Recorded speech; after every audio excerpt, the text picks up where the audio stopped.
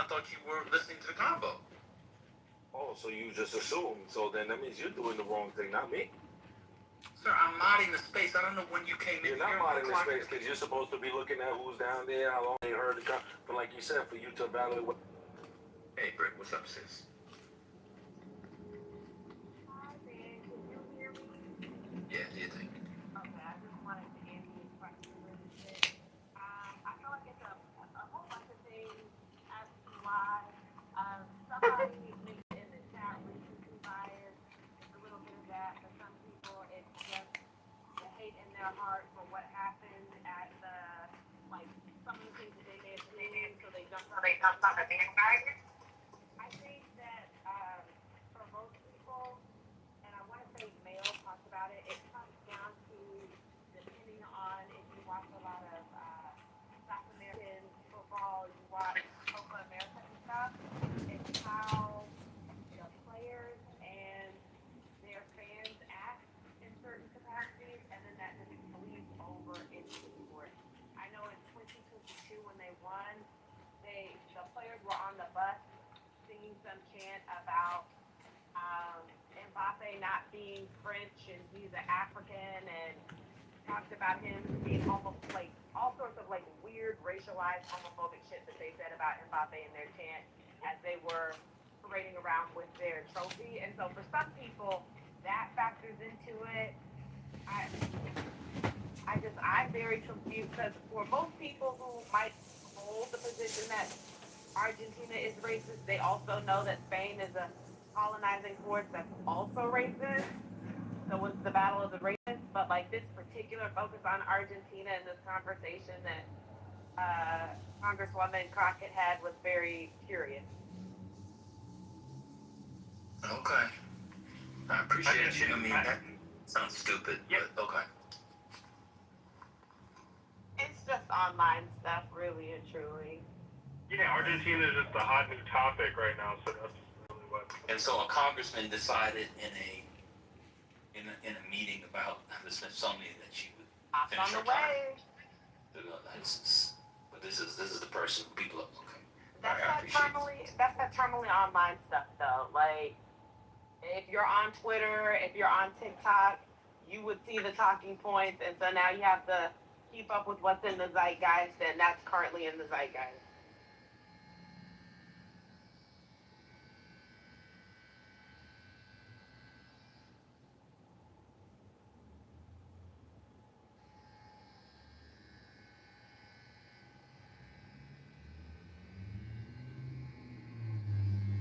I mean, they were kind of doing it about Paraguay when Paraguay was in the news. There, I mean, I didn't even know Paraguay was harboring Nazis at one point. So I think it's just like whoever's trending at the time, that's who you're going to talk about. That's who you're going to zero in on their history and then just put them under a microscope.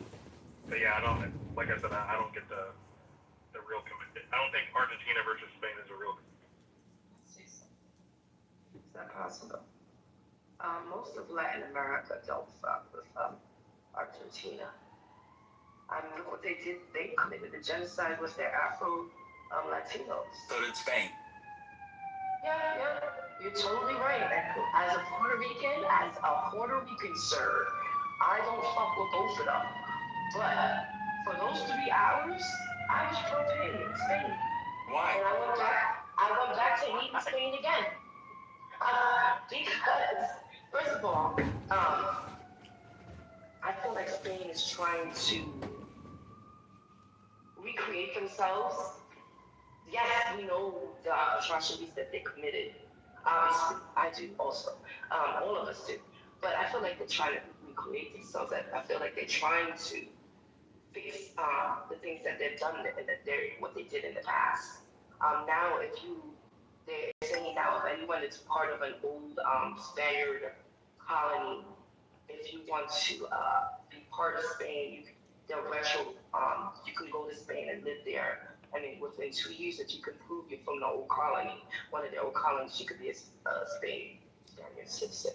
Not that I want to go there, but I'm just saying they're doing that. Also, they're going against, Israel and the Zionists.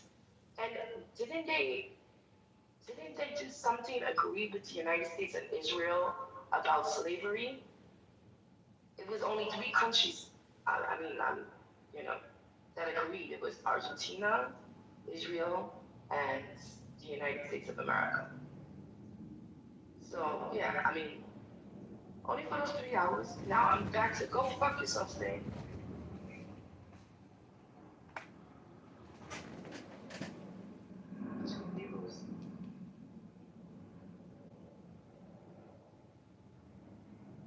That what I'm trying to convey. All right. But listen, if you're gonna let him up, at least let me finish what I gotta say. She doesn't fly 10. No, that's okay. What they do with private jets is that they reposition them. So the jet will like land. Same thing. Like we don't protect our kids, fam. She fast. Like, It's easier yeah, to keep like, stuff we know, aside we than know, actually right, right. We know, like the reality is, and it's a sad reality. Yeah, some of these little girls is fast, but that don't excuse like the predators. You see what I'm saying? Let them be fast with their kids their own age. You see what I'm saying? It don't excuse the predators because like the R. Kelly situation, that was just sad. Them parents should be fried. They should be hung out to dry. But it don't excuse R. Kelly's actions. Even though the kids' parents co-signed it, don't excuse our. If you were on a jury, would you say she's not guilty or shoot the man in the back? You know, I'm gonna look at the letter. I'm gonna look at the letter of the lawyer. She shot him in the back. She was talking about this online. Would I want her to go to prison?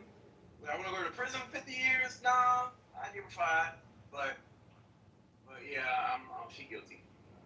She guilty. Yeah, somebody lost their life, man. That's not, I mean, like, you can feel a certain way, but, like, she didn't shoot him under the bed. Like, if she had shot him under the bed, like, predator, in my house, I feel threatened.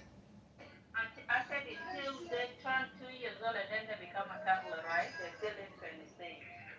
Yeah, that there's still little babies. But some people say if you're past like the 1 year mark, like we're between, like my son is 65, that's considered still a toddler. But like the daycare.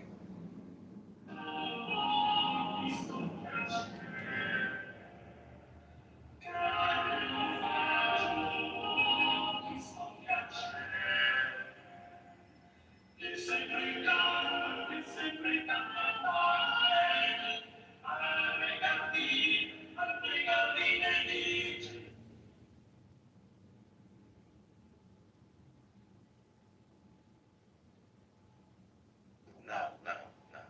It's just that when you're listing stuff, I mean, if you have more than 2 kids, I may have been at dinner with multiple kids the other day and named all of them except the one I was calling.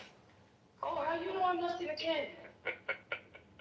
How you know I'm listing a kid? But Adam's point was that people don't know Antarctica in particular, which was the third one she said.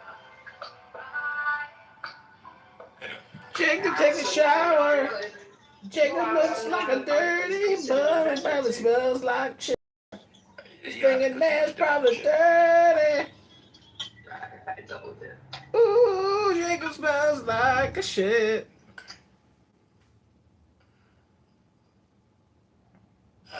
Anyway, my segment's over. You take You guys it got in it. a It was a good segment. like in a poetic context or in a spiritual context. It says to leave her momentarily, to leave. Wait, you or don't just put too much chip on the dip. or take off. But have you ever put too much dip on the chip?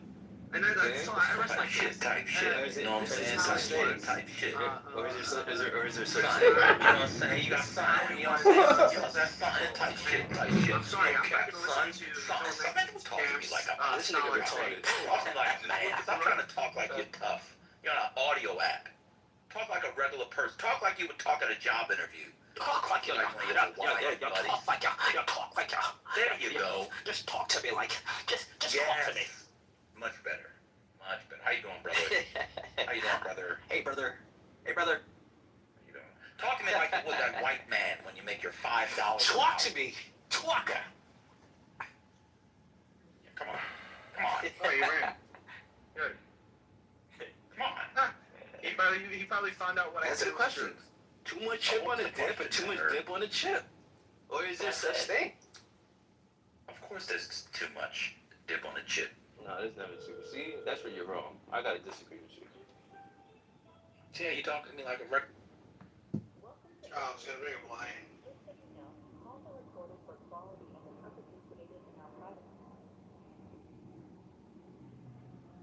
Para español, oprima el ocho. And that's not gonna happen because every time that's happened in the What's the past, issue you're calling the about? Jews have been fucking persecuted, fucking wiped out.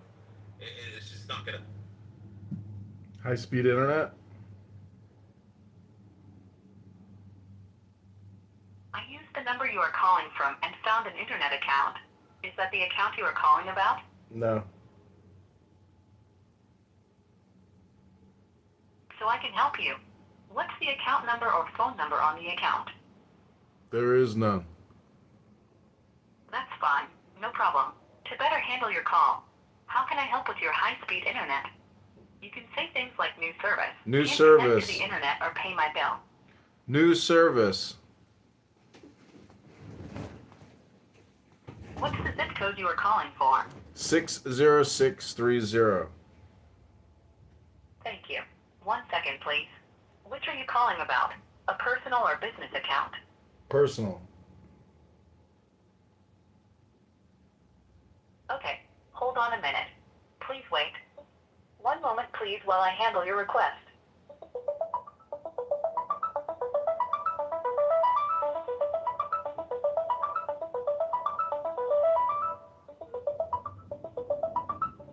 To help me verify access to your account, please say or enter your 4-digit account passcode.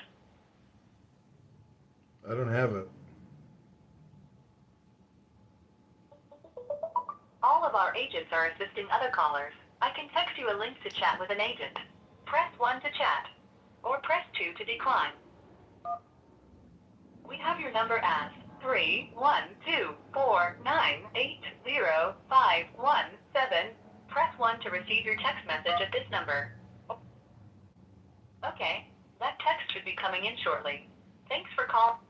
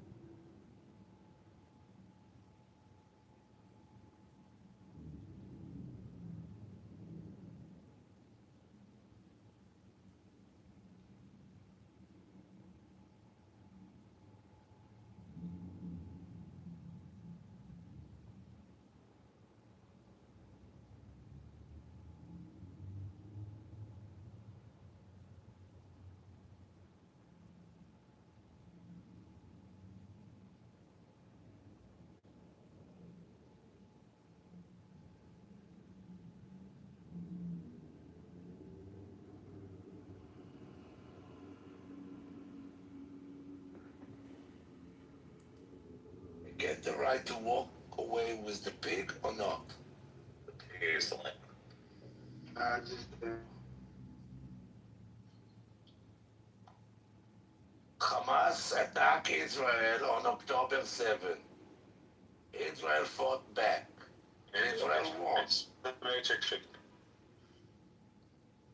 I said I think Israel. it's like if the Palestinians attack us, can we? I think that you are in the Matrix. Rich, you're in the Matrix or so. The only issue I have with the two-state solution is legitimizing Gaza. Problem to let somebody else talk. What the fuck? If Hamas is still in power, okay, you're in the Matrix.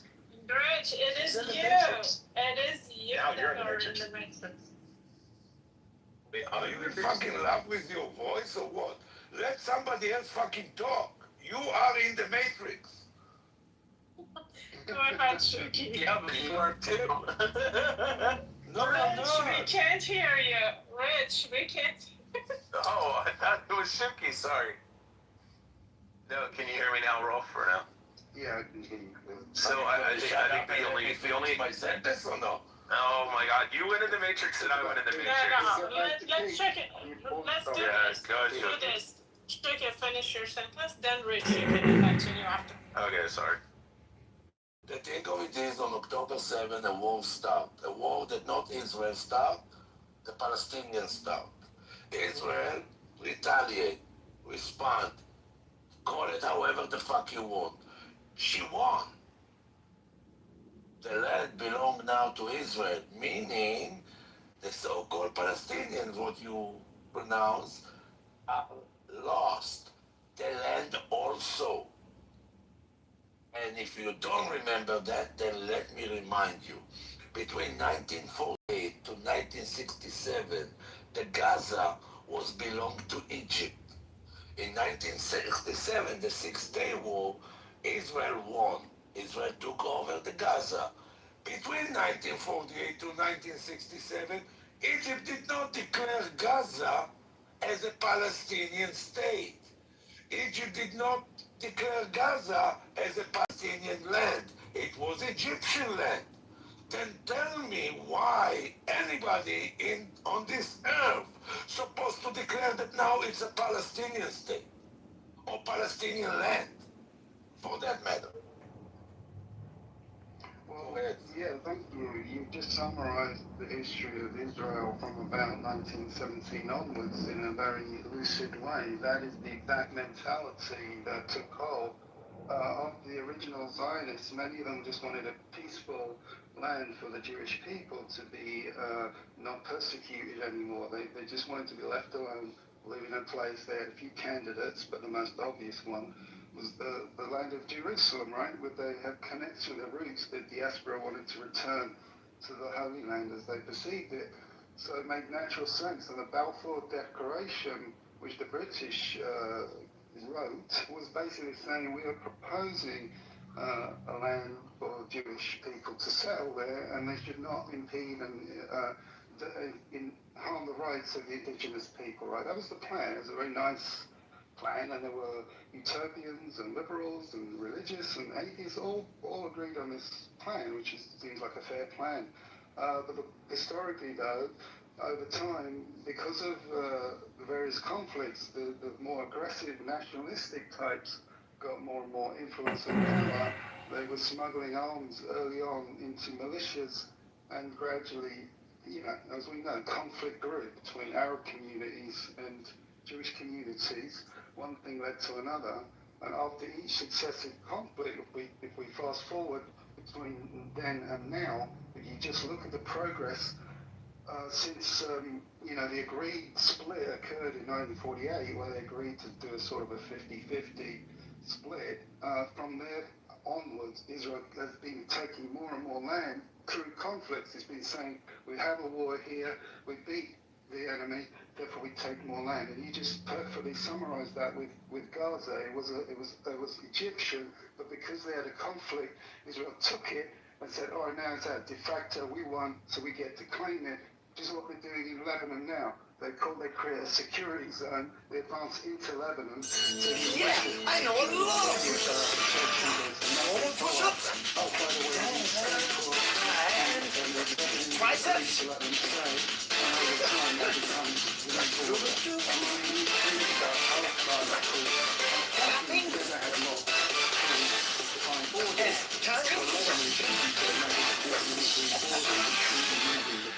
What about something a little bit more difficult? One arm push-ups. And your side.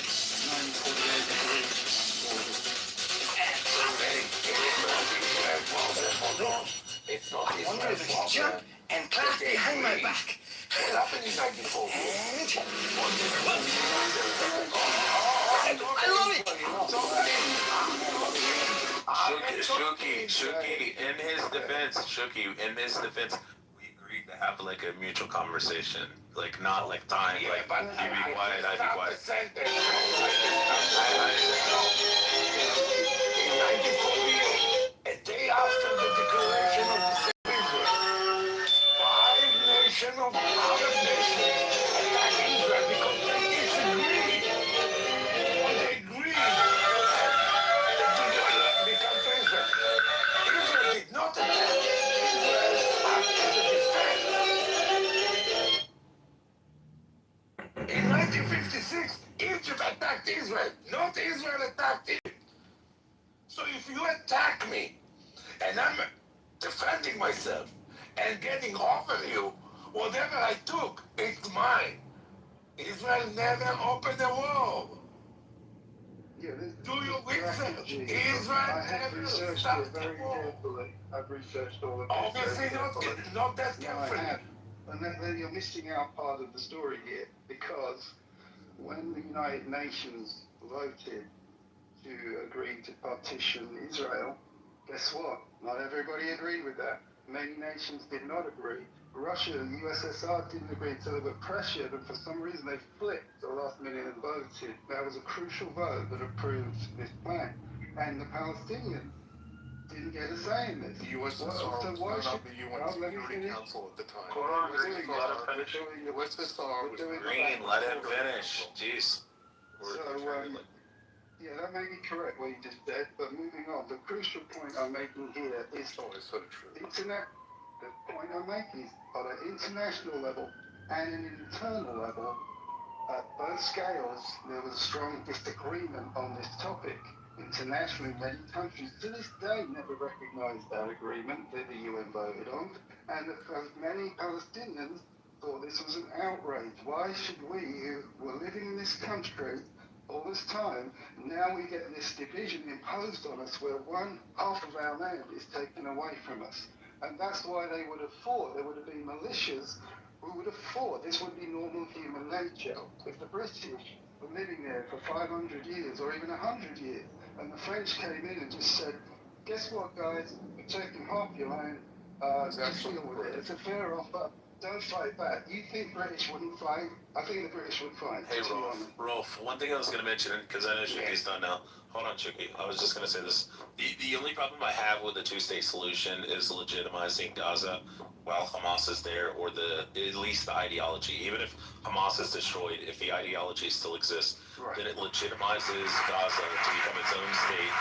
If it becomes its own sovereign state, then it has more legitimacy to then have foreign nations fund them and supply them with munitions and weapons and stuff. My thing is, I think the only two solutions is, one's like a fanciful utopian, Jesus comes back and creates, or the Messiah or whatever, comes back and creates like, a utopian society, and everybody just gets along, and, God wipes out all the bad people, and we all just get along. I don't think that's going to happen anytime soon. Hopefully it does. Cross fingers. The second option is that either the Palestinians in Gaza relocate because they can't be civilized and they can't fucking just live next to the Israelis, similarly how most of the people in the West Bank, for the most part, do. I mean, they drive around in nice new cars and they live pretty decent lives and shit. I'm not saying it's like living in New York and shit, but I look at videos of people driving in the West Bank and I'm like, holy fuck. I'm like, look at all the Palestinians driving nicer cars than I drive, and nicest cars they drive in Manhattan. I don't think that's a realistic solution to remove them. I think the only actual solution is to decimate the fuck out of Hamas, do the same thing that they did in Japan and Germany, which is after the war is completed, to have some type of military presence there and keep them civilized until their culture evolves to the point where everybody just gets along, where they have close relations, similar to like Japan. The Japanese were willing to fucking throw their babies off cliffs. The Germans were willing to storm the beaches and kill every fucking invader coming in, and were wanting to slaughter everybody that they disagreed with. And eventually we won the war, and we installed our military there and our fucking force, and we forced them to, you know, civilize. Similarly, like I said, in Germany, if you look at like Korea, if you look at, you know, they didn't allow for the communists of the North and Korea to stay there in Seoul and Busan and stuff. They either threw their asses in fucking prison and they let the rest of the people evolve. The same thing with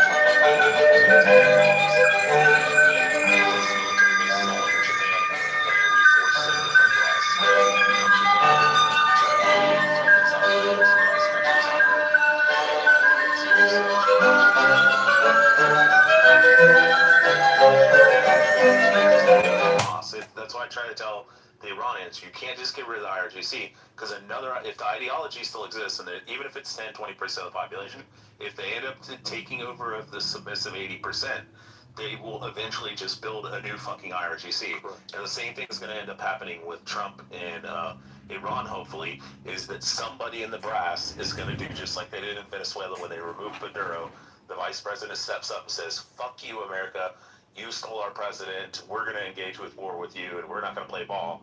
And eventually they told her, hey, we're going to come and capture you with Delta Force. We're going to bring you to New York City and put you in a fucking cage for the rest of your life. And then she turned around and went, okay. And the same thing's happening in Cuba with Raul Castro. Raul's still running the country, even though I can't remember the other guy's name that's actually the president. But Raul sits down in a little compound and instructs him what to do. And now Raul's coming around and saying, hey, we're going to stop all this fuckery, and we're going to, let's talk, let's let foreign investment come in, because we're sick and tired of all the rolling brownouts and blackouts, and there's no oil and gas, and our country is literally going to starve to death. And you're going to have to do the same thing with Iran, Cuba, and you're going to have to do the same thing with Hamas, is you have to destroy that fucking military or the ideology, and the way you do that is to plant your fucking foot there for the next fucking 50 years, just like you did with Germany. And I think that's the only realistic solution, and unfortunately there is going to be a lot of women and children who are going to die.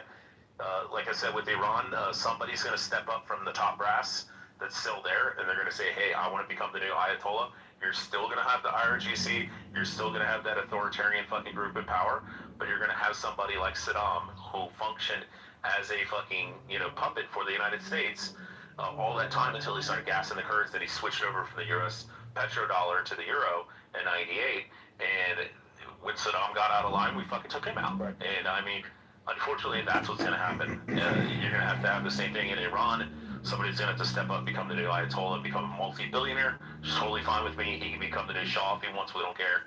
As long as he's willing to not fucking launch rockets around the world and start terrorist proxy groups trying to kill everybody. And I think that's what's going to happen in fucking Gaza eventually, is they're going to decimate all the people that agree with Hamas. And unfortunately, if the statistics are wrong and it's 76%, I don't want to see 76% of the people die. I would rather some new government step up and say, hey, we'll run this shit in Israel. You can park a couple fucking military stations here in Gaza, and we'll play ball for the next 50 years until everybody gets over their shit. We can all fucking get along and assimilate, right, and work together. Yeah, I mean, you would have never thought that Saudi Arabia would be like never in Qatar and Emirates. Never. That's what we need. We need everybody to advance civilly. Packing, are you going to let me respond? Yeah. Okay. 3 points out. So, just to be clear, one of the last things you appear to have said was you're going to be fine if 76% of Gazan civilians are killed. Oh no, I said I hope not. I said, but from the studies that have been conducted on the ideological outview of the people in Gaza, 76% of them support Hamas. That's the biggest problem that we have. Okay, so just to be clear, you're not sure what to do about people who have an ideology, right? You don't want to be... Oh, no, I have a solution, which is, like I said, to park a couple military bases there in fucking Gaza and rule them with an authoritarian fucking hand for the next 50 years like we did in Japan and Germany. Same thing we did in Germany and Japan. By Israel with a wall around them, completely monitored and policed by Israel, constantly 24 hours, all of their... No, I'm talking about IDF soldiers. How could it need more? No, Rolf, you're misunderstanding what I'm saying. I'm actually going more extreme. Rolf, I'm actually going, real quick, I'm going more extreme than what you're actually characterizing me. I want IDF soldiers like we do in fucking Germany for the first fucking 20, 30 years. where we No, had military bases all over the place. We did not have And US troops patrolling the streets in Germany. I was there. You had US bases. You were there in the 40s and 50s? Right. No, you said 30 years after the war, which brings us into the 70s. Yeah. I was in Germany in the 70s. We didn't have military outposts. We didn't have military outposts. We didn't have military bases. We didn't enforce with a heavy hand that the Germans had to stay in line and couldn't build back the Nazi ideology. No, there was no oppression. There was no of course we did. policing. The US bases, and it was divided up into UK and US zones. I visited the US zone many times, and they were very integrated in the community. Yes, I had lots of friends, I had lots of family members that were in Germany during the 60s and 70s, family members, like great uncles and stuff.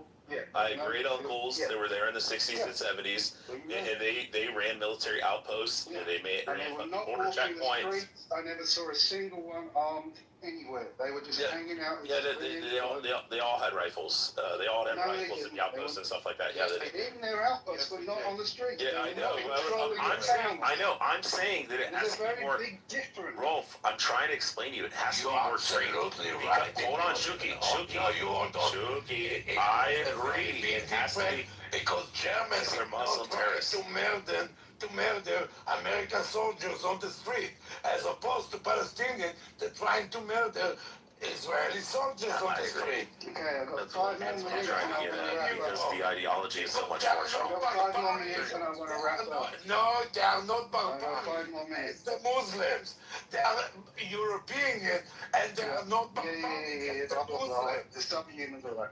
So, I agree that the Muslim ideology is worse than the Nazi ideology, and I think that we are going to have to have a police state in Gaza until eventually they fucking chill out. Right. And if we have to remove all the fucking Hamas members and put IDF soldiers on every fucking street corner in Gaza for the next 30 years, I'm fine with that. And the people that want to fuck around, they can find out and they'll get shot. You keep talking over me, that's fine. The Israeli I agree that your characterization. Far worse. Yes, I'm far worse than your characterization. The Israeli culture, a psychotic maniac. I agree that my position is worse than what you're trying to characterize me as. You're trying to say, oh, it's A. I'm trying to say, no, it's B, and it's actually worse. Right. Like fucking stupid. You're going furthermore. Yes, he's like, oh my God, you're saying they should have military bases. I'm like, no. They should have IDF soldiers on every fucking street corner in Gaza for the next 30 years until the next generation comes along and goes, maybe we shouldn't fucking fight. Maybe we should just like buy Mercedes and BMWs and like eat fucking shawarma and hummus like all the people in the West Bank. Like, we should just chill the fuck out. I agree with a police state for the next 30, 40 years. And he's like, but they didn't do that in Germany. And I'm like, yeah, but the Muslim ideology is worse than the fucking Nazi ideology. And it's worse than the fucking Japanese, because when we dethrone their fucking emperor, then they all chilled the fuck out. Like, we dropped 2 atomic bombs, they chilled the fuck out. And we stationed fucking military bases all over their country, and now they're our closest allies. And now they don't fucking cause any problems. And that's what we gotta do in Gaza. Right. This is what we did in Japan. Twice. Then they chilled out Rolf. Unfortunately, Gaza's too close. America did in Berlin. They got Berlin also. Yep. And can I just say something? In this case, you cannot do it because you have Pakistan. If you do that, Pakistan will do that to Israel. About the nukes or about the police state? They're both. No. The police state we can do. You know why, CJ? You know why Israel can do that? Do you want to know the reason why we can? Because the United States. Because the United States. I know, CJ. I'm not screaming. I'm talking. I'm saying outside smoking a cigarette. Listen, you fucking faggot. Shut your fucking revert fucking mouth. You're American.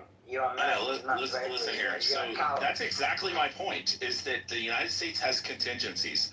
If you go watch the Sean Ryan show, he was talking to a woman who's an expert in thermonuclear weapons. I know, shut your mouth. No one cares. No. Somebody mob me up so I can mute him. If you don't shut the fuck up. I know, you're going to go to the audience. I will. And I'll just talk to the fucking rest of the room. I'm fine with that. The contingency is that Sean Ryan was asked, He asked the woman who's an expert. These All right, old move to the audience. Yeah, Move to the audience. I'll talk to it's this. been real, but take it easy. Okay. Yeah, so the contingency is that he asked her, he said, what if North Korea actually fires an intercontinental ballistic missile at the United States or one of our territories?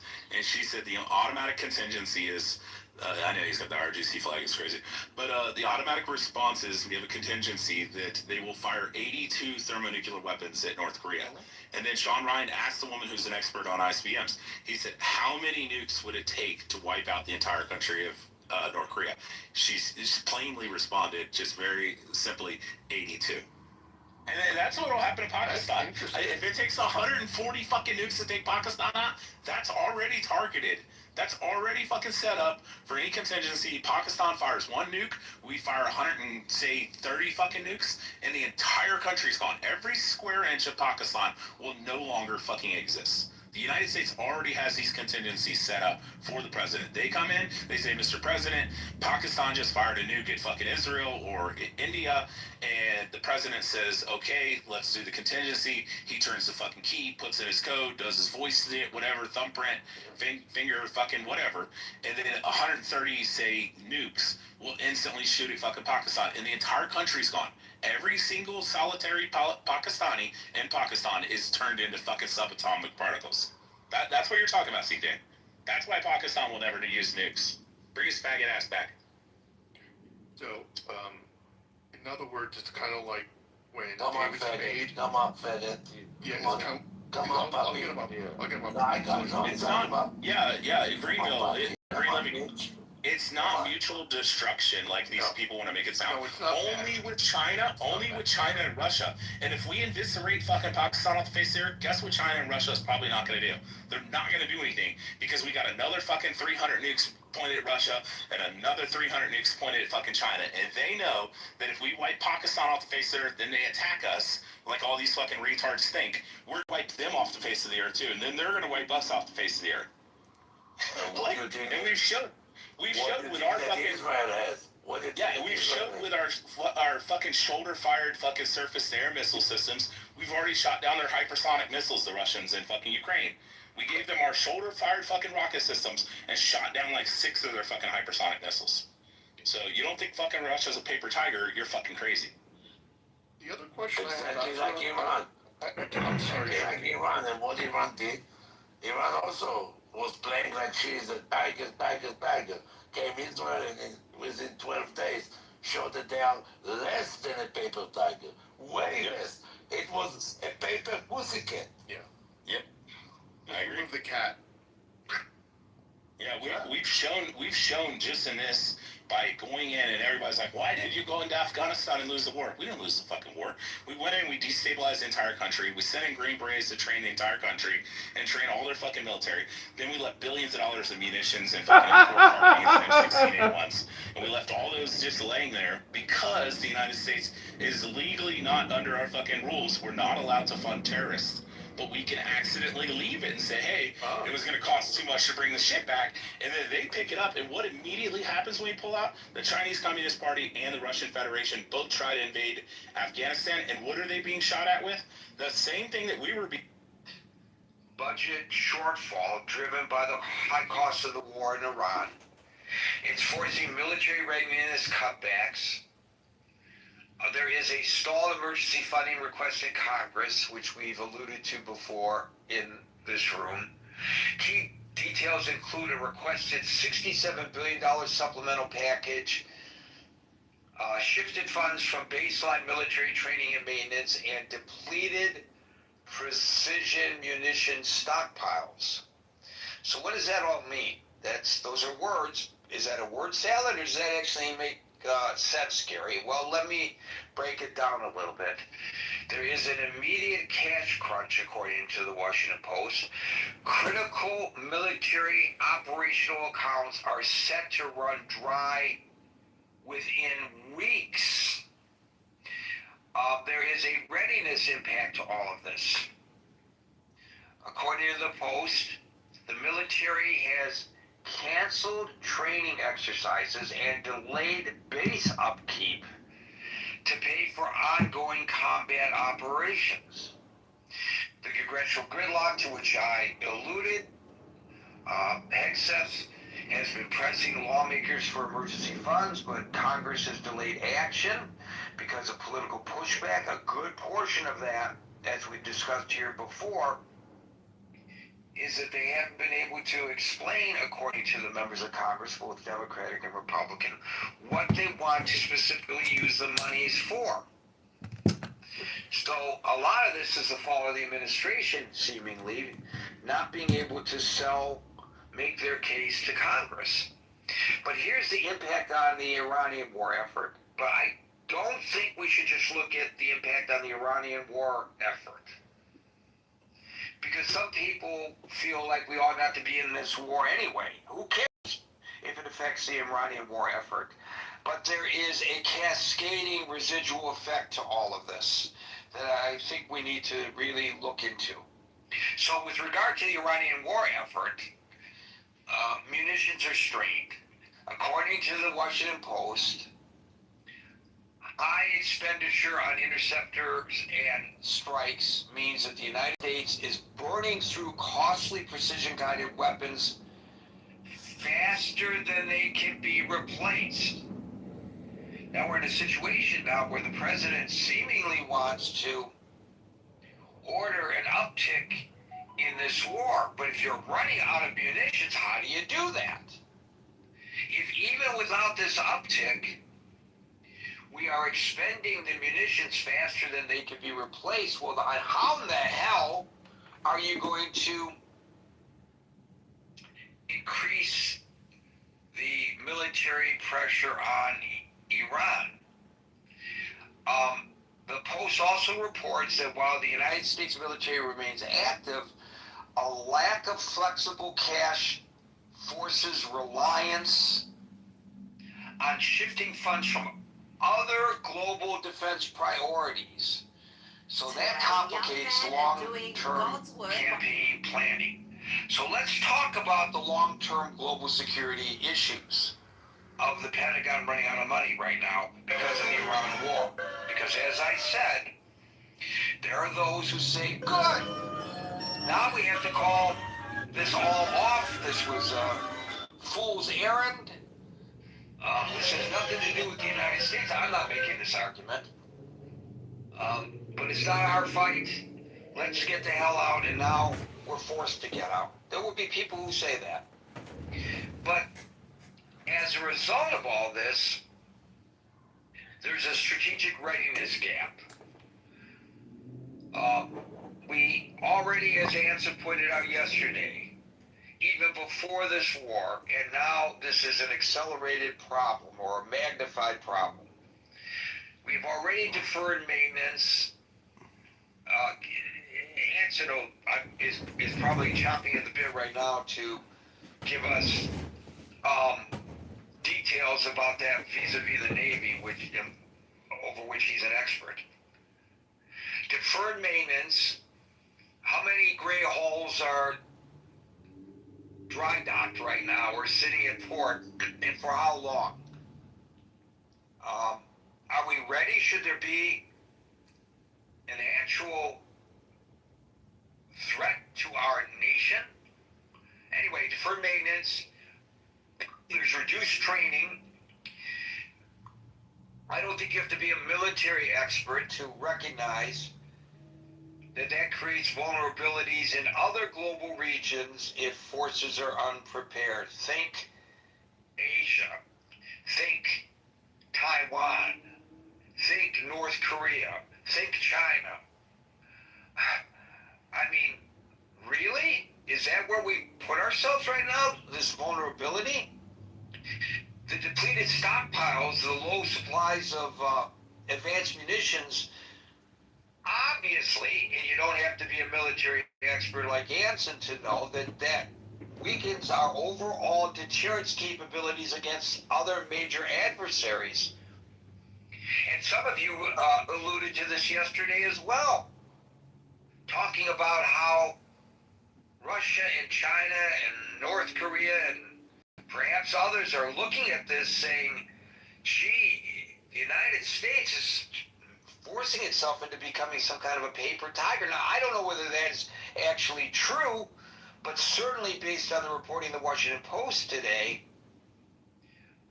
the article says, the title of the article is "The Pentagon Sinking Billions into Iran War is Quickly Running Out of Money." Their lead is the Pentagon faces an urgent budget shortfall caused largely by the war in Iran, with some critical lines of funding set to run out within weeks. That's the top to their story. And there is a cascading effect beyond the military, right? And again, I'm not an economic expert, but I don't think you need to be one to recognize that massive wartime spending adds pressure to national debt limits. It affects domestic budgets, and perhaps most importantly, I feel, this is Gary's analysis, there's a potential restricting of future defense agility. Not good is how I would rate this. NG, not good. So the question is, presuming the Washington Post is correct, the Pentagon is running out of cash. But I asked the question, is the Pentagon running out of cash? And of course, implied here is, what the hell does that mean and what do we do about it? So with that introduction, I will start grabbing you guys and demanding that you speak into the microphone. And I will start today with Scott, followed by...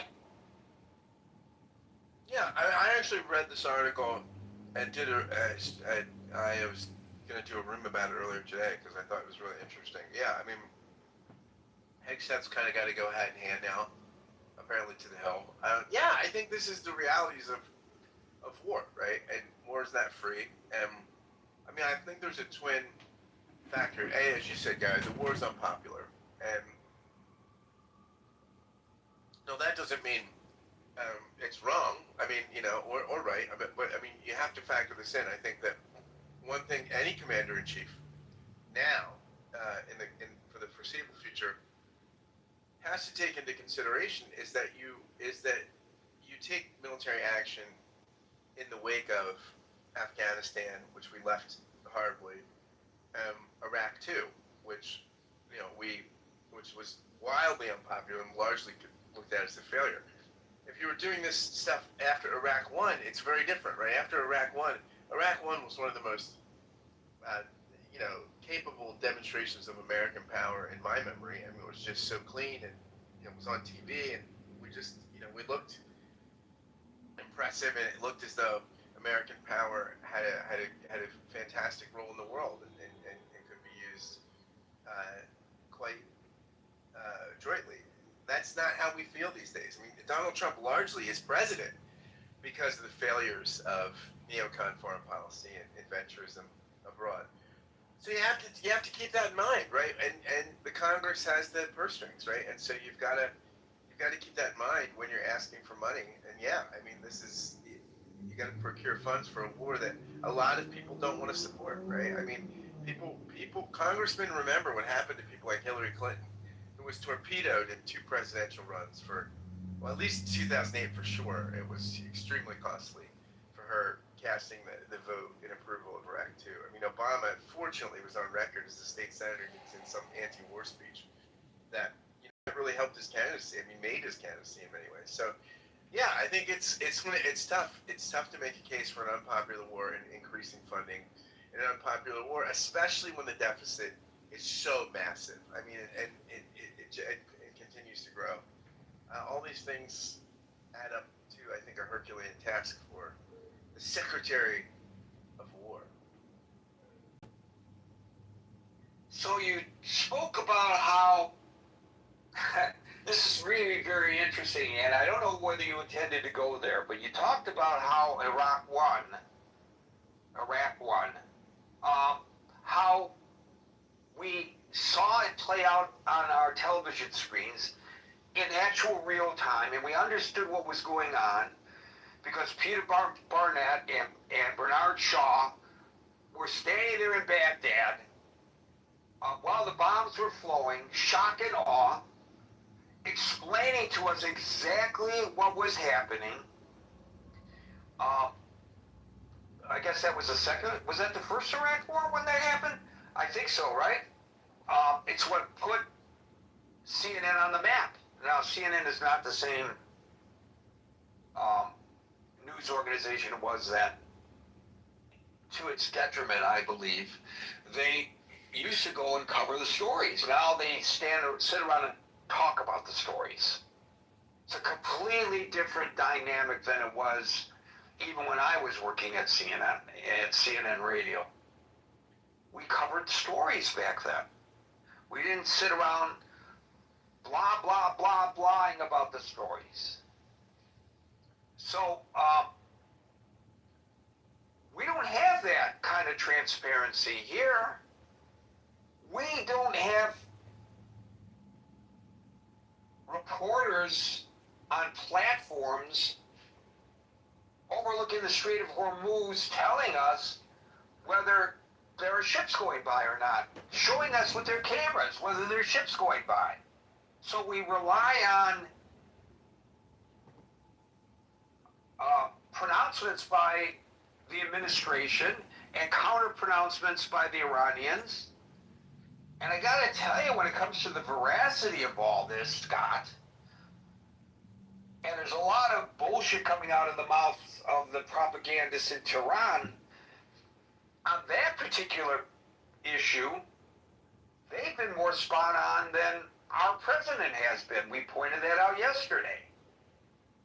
How the White House said, hang on, don't worry about the high fuel costs because they will plummet as soon as we open the Strait of Hormuz. But at the same time, the president is saying the Strait of Hormuz is open.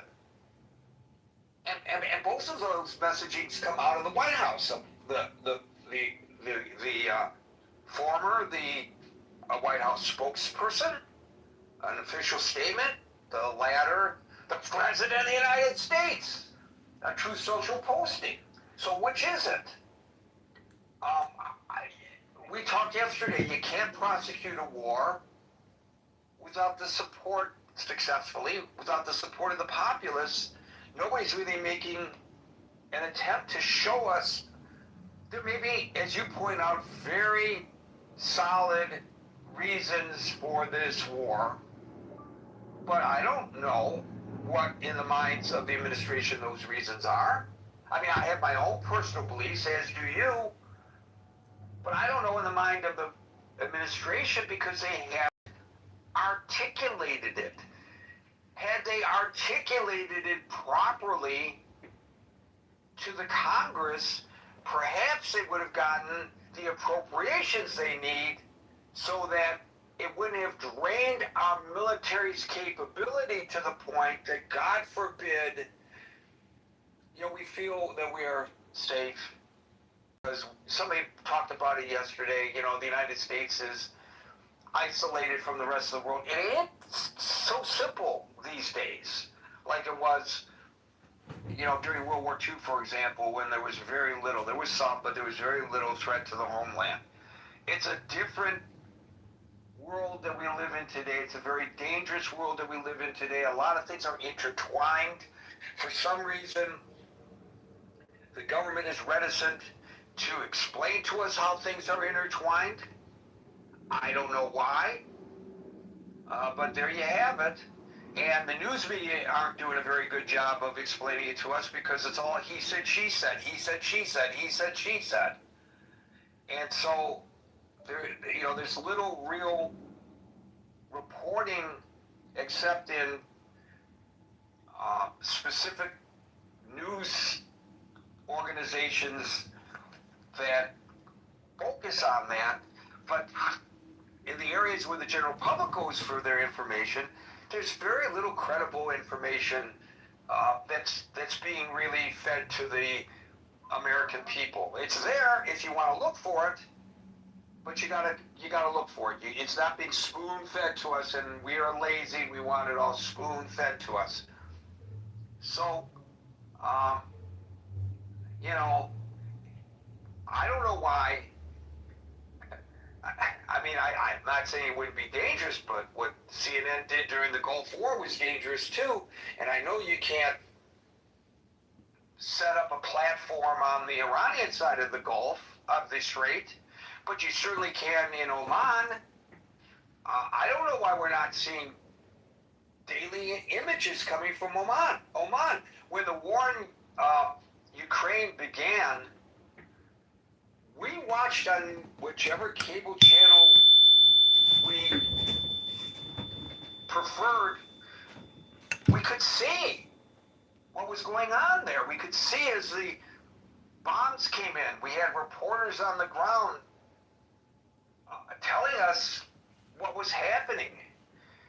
One reporter at Fox was gravely wounded covering the war. It's dangerous work, war corresponding, but it's very important work indeed. All of this, I think, contributes to where we are today, Scott. A populace and a Congress that just can't, as much as maybe some want to be supportive, they just can't be supportive. And now, as a result of that, we're running out of money to run the military. And as I said in my opening remarks, my concern may be more towards the global impacts of this than the regional in the Middle East.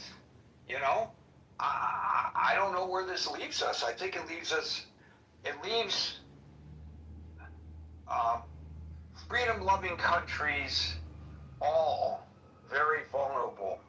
But maybe that's something that a lot of people don't understand as well.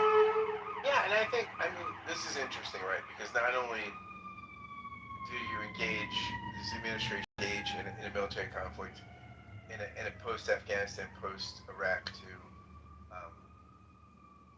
world, country, but also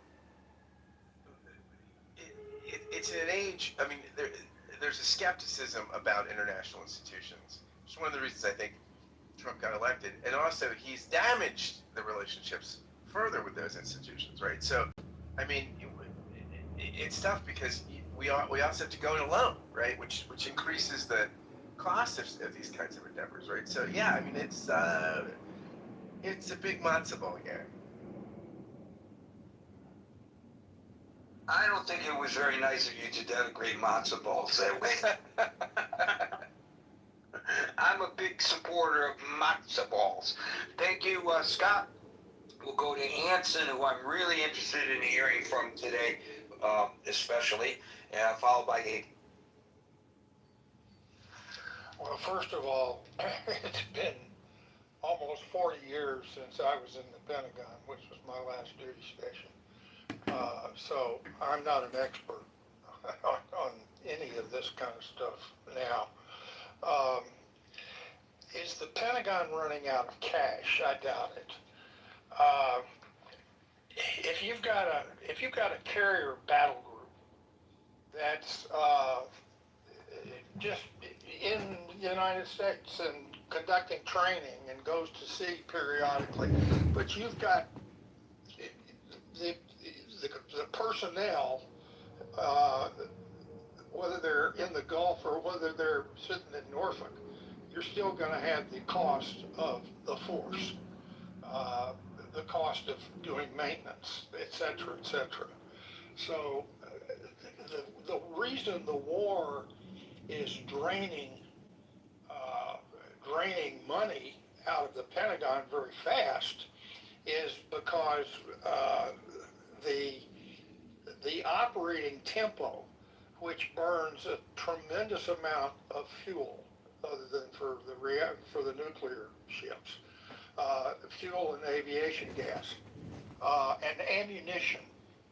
Now, we've been drawing down on our precision-guided missiles ever since the beginning of the war in February. And so the depletion, and we're not going to you're not going to keep up with the firing rate of Patriot missiles by replenishing them from the current industrial chain that produces Patriot missiles. You're going to run out, at some point you'll run out of Patriot missiles and THAAD, the high altitude, the THAAD missiles. The those things that cost multiple millions of dollars for one bullet against one missile, and you have to fire multiple bullets to knock down even an Iranian ballistic missile. So the burn rate for those things is very high, but the Pentagon can move some money around, but it's very difficult to do. It's very difficult to keep track of all these things. Imagine trying to keep track of close to $1 trillion a year. What was the budget for 26? 800, 900 billion dollars a year. It, how do you keep track of all that money? And it's hard to do. And the thing that I read the Post article, and you're absolutely right, Gary. It's he said, she said. You have experts that are contradicting, so-called experts that are contradicting what's coming out of, quote, the experts within the administration. Well, who's telling the truth? I can't figure it out when I read the Washington Post. I don't know who's telling the truth. I get the sense that a lot of the anti-administration experts are, a lot of them are right out of the Biden administration. So of course they're going to be critical of the administration of another party. Where is ground truth? I don't have any idea. Now, go back to what we call Iraq War, which I call the first Gulf War. I think that was the title of it. And Iraq II, which was the invasion of Iraq. Remember, we did not invade Iraq during the first Gulf War. All we did was kick the Iraqis out of Kuwait. And there were a lot of warmongers that wanted to keep going all the way to Baghdad during the first Gulf War in the early 1990s. But very wisely,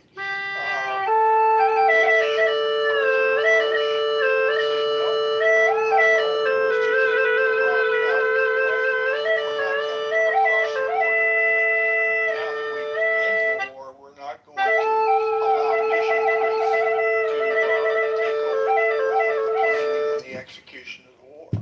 Well, we got into mission creep in this war on the first day because nobody really articulated what the hell we were trying to do. And we still, I don't think there's anybody in this room that with any convincing degree of confidence can articulate what the goals of this war are. Is it regime change? Is it something to do with nuclear weapons? Is it the freedom of the seas? Is it an amalgamation? How do you determine if the seas are free? And as far as people on the scenes, Gary, to take pictures, the second Gulf War was the first time, I think, that we actually embedded reporters on the front lines. Remember, and they were in Baghdad. We saw pictures of bombs going off in Baghdad. Shock and awe was Iraq II. That was the invasion of Iraq. Shock and awe was not articulated by anybody during Iraq I. Iraq I was the first time we saw pictures after the fact of precision-guided missiles hitting trucks and tanks and small buildings and that kind of thing. That's the first time we ever saw that kind of imagery coming out of war. And today we're seeing it. CENTCOM is publishing those photographs. But what do those photographs mean? I can't tell. I can't figure out how many days have we been, since the MOU went south, what is it, 11 days now that we've been executing air raids on the nation of Iran. And I think almost all of those, pretty much almost all of those, have been along southern Iran to try to somehow prevent them from closing the Straits of Hormuz. And we've been unsuccessful in doing that. So you could take, if you had, if you chartered helicopters in Oman, you could take pictures of ships moving in and out of the straits or not moving in and out of the straits. But those pictures, again, they have to be interpreted by people that, that know what they're talking about. We've had, what it was a report that an oil tanker was hit by, quote, unidentified objects, caught fire, the crew got into lifeboats and abandoned ship, and we haven't seen picture one of that, nor have I heard the United States acknowledge that that in fact has happened. I don't know whether it has or not. I don't think any ships have been sunk, and I think a few fires have taken place on ships, but I don't know what the freedom of navigation looks like in the Straits of Hormuz right now. The other thing that was so astounding to me is the House is getting ready to go on a month-long vacation. Well, here we are needing cash in order to continue to conduct a limited war to some extent, and Congress is going on a month-long vacation. Is that not astounding? And if you were going to go on a vacation, anybody in this room, let's say you were going to go on you had a budget for a $10,000 vacation, and you planned your vacation, but then you kept changing where you were going to go and how long you were going to stay, and rather than a 2-week vacation to Europe, you decided you were going to go to Russia and you were going to go to China, and who knows what the budget was for the vacation. You're just spending money out of your trust fund or wherever it is. You cannot budget a war if you don't know what you're trying to achieve in the war. You can't even accurately budget a war when you know exactly what you want to achieve, but you can get a much greater feel for it. And finally, the people, the people that are opposed to the war, they want the Pentagon to run out of money. They want the war to come to a close this week because they don't have enough money to buy gasoline to put jets in the air over Iran. Is that the right way for the nation to be engaged in armed conflict? Of course it's not. And it's astounding that it's continuing to take place. The Pentagon doesn't know where the money is. They're not sure. They're not exactly sure what authority they have to move money from one bucket to another. And you'll have lawyers on both sides screaming at each other, saying, "Yes, you can. No, you can't." It's astounding, and it's just a perpetuation of the frustration and the angst and the anger and the disgust that I expressed yesterday. And I don't see us. I don't know how we're going to come out of this thing. I think if the Democratic Party has their way, we're going to have to withdraw 2 carrier battle groups from the Middle East because we don't have the money to support 2 carrier battle groups, and we certainly don't have the money to buy the bullets needed for the carrier battle groups. Is that the right way to conduct an armed, the use of our military? Of course it's not. And yet we're doing it. So be it. I don't know what else I can say other than to sound frustrated, which of course I am. Even the sinking of the Lusitania, which led to World War I, there's one image that survived. It was water damaged, it's blurry, but there was this is 1915, ladies and gentlemen, a guy named Robert McCormick, who was a passenger and a wireless operator. I'm looking it up to remind me about all this. He took 5 photos with a pocket camera. Two were taken on main deck just prior to the torpedo hit. The final 3 were snapped as the ship went down. Because he had to jump into the ocean, the film suffered severe saltwater damage. The surviving images are heavily distorted. But there are images. Now, we are in an age of digital photography that is transmitted simultaneously to the cloud for safe keeping and safe passage. And yet, as you point out, supposedly the ship, people died and the ship, sailors or seamen in the water even, that had to be rescued. And we've got nothing on it. Nothing, zero, zilch, nada. Today, in 2026, it's just astounding how little we really know about what's going on in an age of instant communications that the common man has access to, Hanson.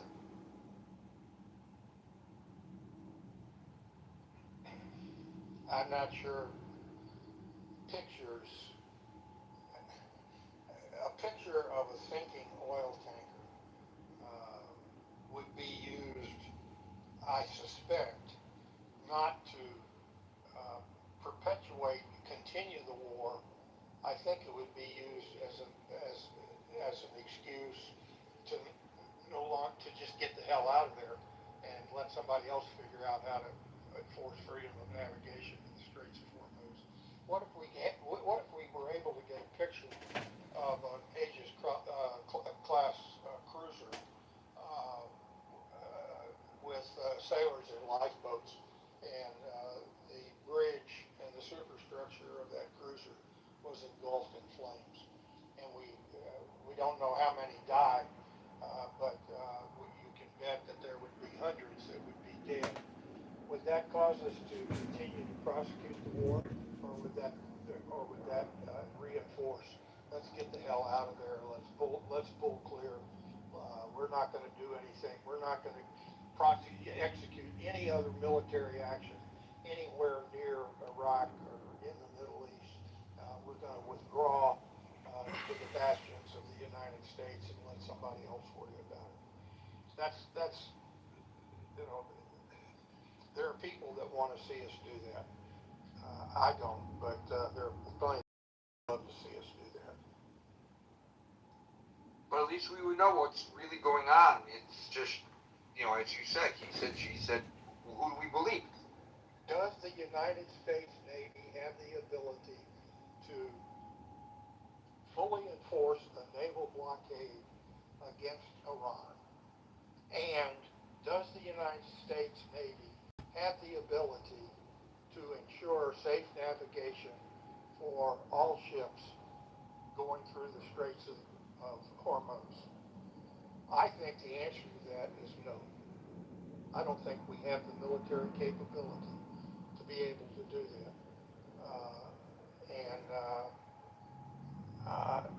To say that I don't think we have the ability to do it, not on a sustained basis. And that's what Iran, that's what Iran is betting on, that they're going to keep creating brush fires, so to speak, in and around the Middle East.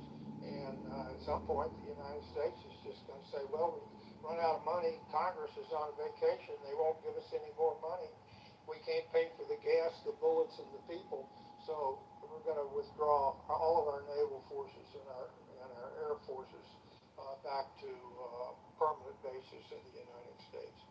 That's what some people want us to do. And that's where there's some of the experts that are speaking as experts to try to achieve that goal. And there are other experts that want to want to go in for unconditional surrender with full up ground forces, multiple divisions of American boots on the ground in order to execute a regime change. That's as ridiculous as the alternative of let's withdraw to the bastions of the United States and let somebody else worry about the geopolitics. And I don't know where we're going to come out in between those two, but it's scary to think about. Thank you, Anson. We'll move to Agent, followed by Z. Gary, it's good to be here.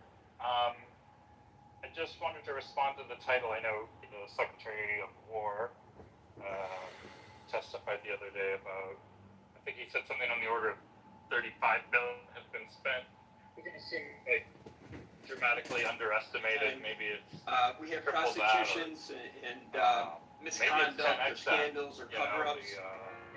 Think about it. A lot of it's just budgets that Thank you, Mr. sort of President. normal operating expense. I understand this resolution. I understand the seriousness of any time. Kind of how you look at we it. have prosecutions and misconduct or scandals or cover-ups. The purpose of the military is for the war operations. So how much is spent over what time?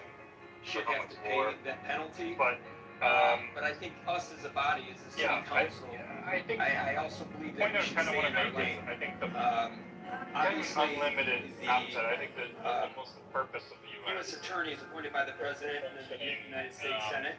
The mission of the U.S. I think we, in our own backyard, as a city council, need to being the global hegemon, enforcing global order through military strength, ultimately, like backed ultimately by military strength.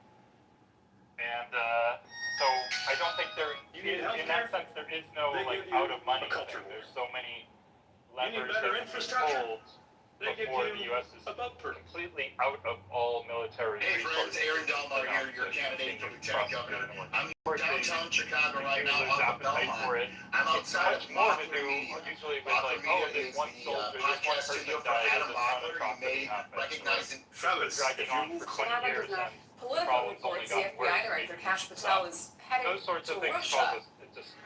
Come with me I'm really struggling, almost the premise of the title here, to think like, when has it really been that running out of money has been the worst?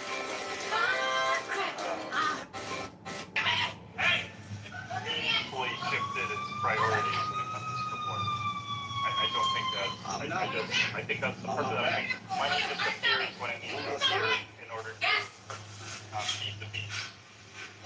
I don't know. That's just how I see it. As far as someone was saying, what is the purpose? What is on the first day I think it's pretty obvious. I think number one, there was a legit nuclear threat. Nobody said Israel, but Israel, the elephant in the room, where it comes to why and what's driving all of this. organization. Who's being, I think that's clearly important, and nobody, it's just On the first day, uncomfortable for people for various reasons to just like say, to just name it, I guess. But the U.S. is inextricably married to Israel, and now there's moves to merge the intelligence apparatus, the military apparatus, when it comes to giving benefits and recognitions to people. There's things that they keep trying to slip into bills that say if you've served in the IDF, it's considered equivalent to having served in the U.S. military, so for veterans benefits and things like this. So it's just, this is the way we're going. We sort of have a two-state nation, in a sense.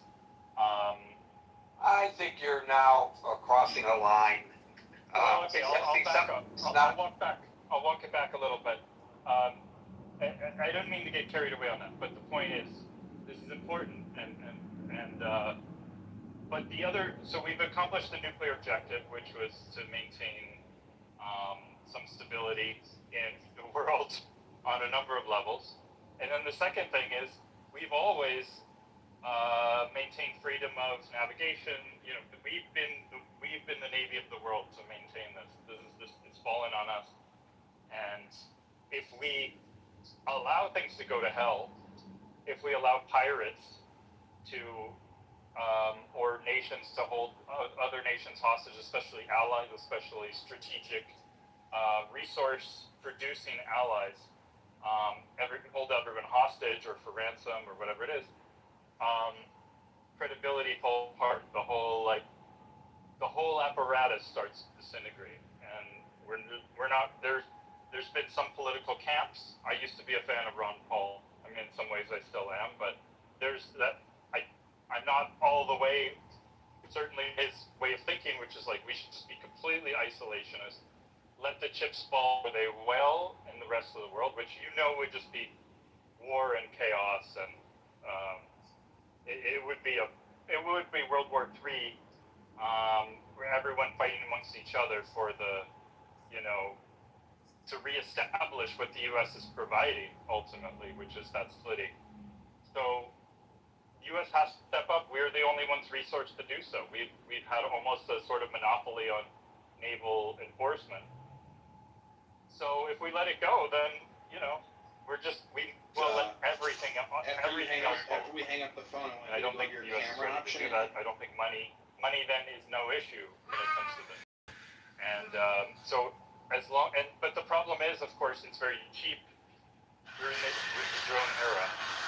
You don't have the will to boots on the ground. I think they may drive us to that point. It's really up to Iran. People running the IRGC. They are apocalyptic. They're a death cult in many ways. And they want to push things as far as they'll go until they're all wiped out.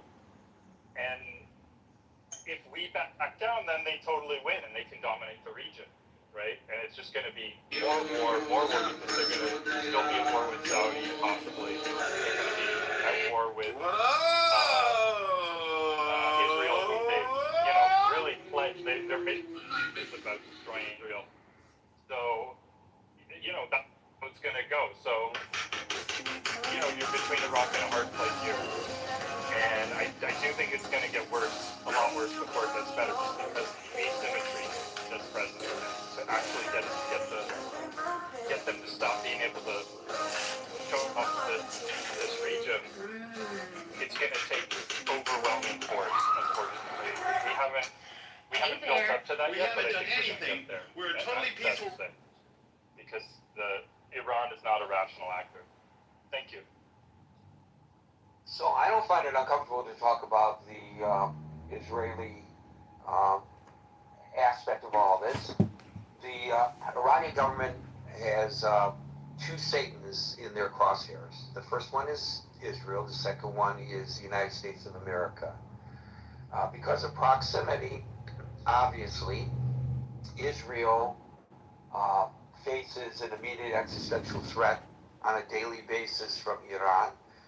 Especially given the fact that they fund the terrorists in the Middle East who have been attacking Israel, including on October the 7th, most notably on October the 7th. But I think your comments about this, which I interrupted you over something that you said, and you backtracked on it, yes, is indicative of lack of understanding that a lot of people have I think it's time we the just threat that drop the Iranian regime presents to the world, and how their ideology is such that they want to take over and force their theology, which is their politics, upon other nations of the world, including the nations of Europe. And anybody who has an understanding of the real threat that Iran presents gets this. It's real easy to reduce this to the headline, Bibi, you didn't say this, but Bibi made Trump do this kind of thing. No, it's far more complex than that. Every administration has recognized this threat. Each has a different approach to it for various reasons, and there is no good approach. The JCPOA was considered a compromise that at least kicks the can down the road. There are many who felt that that was not really addressing the problem, the issue, the threat that Iran presents. And by the way, the JCPOA was targeting Iran's nuclear weapons capabilities and aspirations. And that's not just Israel. All of the Gulf states fear Iran. These are Arab nations now, which Iran is not, but the Arab nations fear a nuclear armed Iran almost as much as does Israel. So it's a kind of almost a naive approach to the issue. Now you mentioned bills in Congress to give American citizens who are IDF veterans benefits. There is one bill, not bills, one. And it was introduced by two members of Congress, both Republicans, one from Pennsylvania and one from Ohio, which aims to amend Title 38 of the United States Code. It would offer educational, it would not offer educational GI benefits, but it would extend specific active duty safeguards found that American service veterans enjoy for employment and reemployment rights under the Uniformed Services Employment and Reemployment Act. I'm reading this from the synopsis of, you can look it up, HR 8445, go to congress.gov, you'll read exactly what I'm reading. That are given to American citizens, would be given to American servicemen, would be given to American citizens who have served in the IDF. But so what? So two guys entered a bill, big deal. There's zero support for the bill in Congress. There are huge legislative hurdles. People introduce bills all the time that they know don't stand a snowball's chance in hell. And there's a lot of pushback against the bill. Nobody is taking it seriously. The leadership of the House, although they are Republicans and the House is controlled by Republicans, have not moved the bill forward. And so it's not even worth mentioning.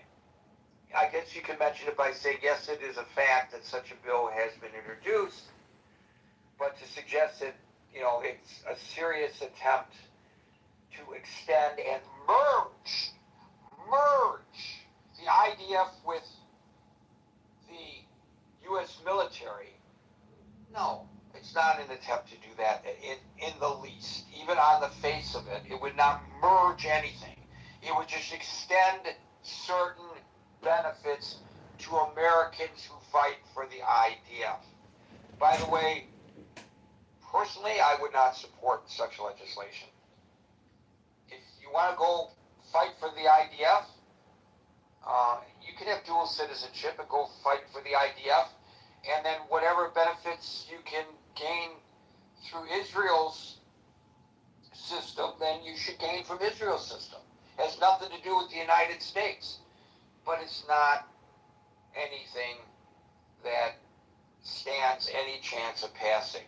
And I just want to minimize any impact your statement might have made, that might suggest to some people otherwise. Z followed by Ayan, or Ayan, or however you want to pronounce it. Ayan? Agent. Thank you. Z, you're up. Hey, thanks, Gary. Thanks, everybody who's spoken. Well, I don't know a lot about all this stuff because I never followed politics and I never really followed all the ins and the outs of how our government worked, whether it was in DC or down to the city-town level. But what I do have is some life experience and just, you see patterns happening and stuff like that. So, the United States, we're not legally or functionally bankrupt, but I believe that our country has been bankrupt prior to this. And the reason why I say that is because the U.S. does control its own currency and it can mint money to pay debts. And so somehow we're staying out of some kind of weird bankruptcy if any kind of bankruptcies happened earlier than the 2008 financial crisis, I'm unaware of that, but there seems to be a lot of problems since that happened. And there was a lot of social and economic and political things have been uncovered since this financial crisis with the houses and the paper and all that bad money or whatever it was. So I think that our country has been in a financial crisis since at least 2008. And it's just, nobody wants to say that we are. It's kind of shoved under the rug. And so I'm not surprised that there's a huge deficit now. When I look at the numbers, it's hard to understand how the numbers got so high. And also I want to point out, I find it to be interesting that Mr. Trump was making fun of at least Russia and maybe even Iran and maybe the people who were fighting someplace else. Sorry, guys. That he was making fun of those people they're running out of money. They're running out of stuff. They got nothing, right? And then here it is back to his face. So it's just bizarre, I think, sometimes what comes out of the mouths of people is actually what is happening here. But it's like trajected out towards this other group. Well, they're broke, but we're fine. So that's not true, because right now, what's happening in the USA is that their programs like Medicare and like all the food programs are all being cut. They're all cut.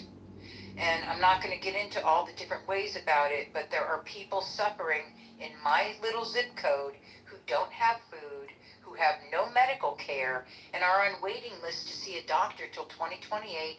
And the other one that was hysterical was, we can see you in 2030. We're going to make you an appointment. So you guys can go do the research on that if you want to. But so in terms of the bankruptcy of this country, and is the Pentagon running out of money? Absolutely. Who knows where all this money went? That's a lot of money just to run around and end up in funny little pockets someplace. Also, I also was like, hey, I was born in 61, Vietnam. That war was nonsense and baloney. Of course, I had no idea that it was, and I was saluting the flag and standing there during the whole thing, and MIA bracelets and POW and going on walks, and I didn't even know what was going on. I just saw the pictures in the magazines and thought, holy shit, I got to do something. And little kids running away from bombs. So that's like stuff. So then I did ask the computer, I'm like, how long have we been at war? Well, what's going on with this country this country is warmongering everywhere. I don't know why, except that it seems like that in this country, in the United States, the people in Washington are so paranoid and scared about whatever they've been doing and their dirty things they've been doing all over the place, that they're so paranoid and scared they got to go out and bomb everybody else. I know, Steve, you're laughing at me, and it's okay. I really appreciate you, and I've learned a lot from you. I am still kind of ignorant, and I'm learning. But the thing is, when I looked all this stuff up, there's a ton of wars. And if they're not called wars, they're called conflicts, they're called incursion. Like who came up with this? So that now, as long as you don't use the word war, you can call it these other names. And I just can't even read them all to you guys. It's like, there's a ton of them. And I just wish what everybody wishes. I just do not believe that we humans should be fighting each other to the point of our own self-destruction, to the point where you've got people who work their asses off their whole life who now can't have food, and you've got kids who are watching and listening to everything the adults are doing. That's in every land. This is what kids do, and it just makes me incredibly sad, very angry, that is, born into a world of war, and it's still going on. But I'm grateful that I live in a country that I can say these things, and that I can disagree with people, and that I can make reports if I have to. Even if I am grateful for anybody who laid their life down for people here. And that's a lot of men and women.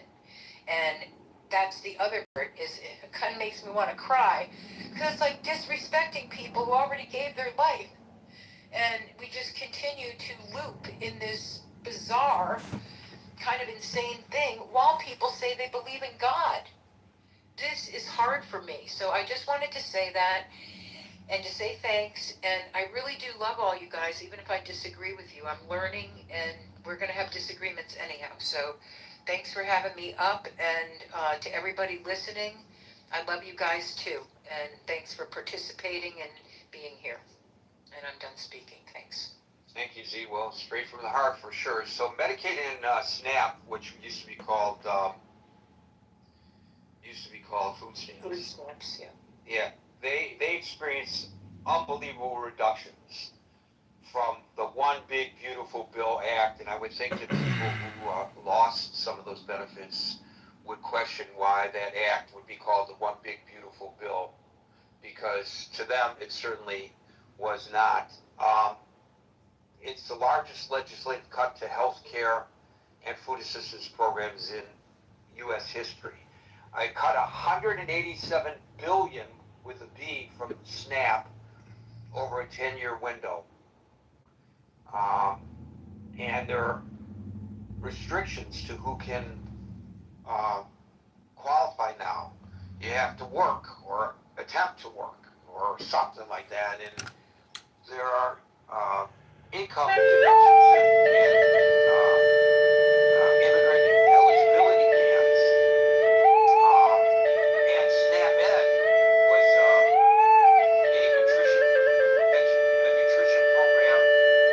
a program to provide nutrition education to low-income communities.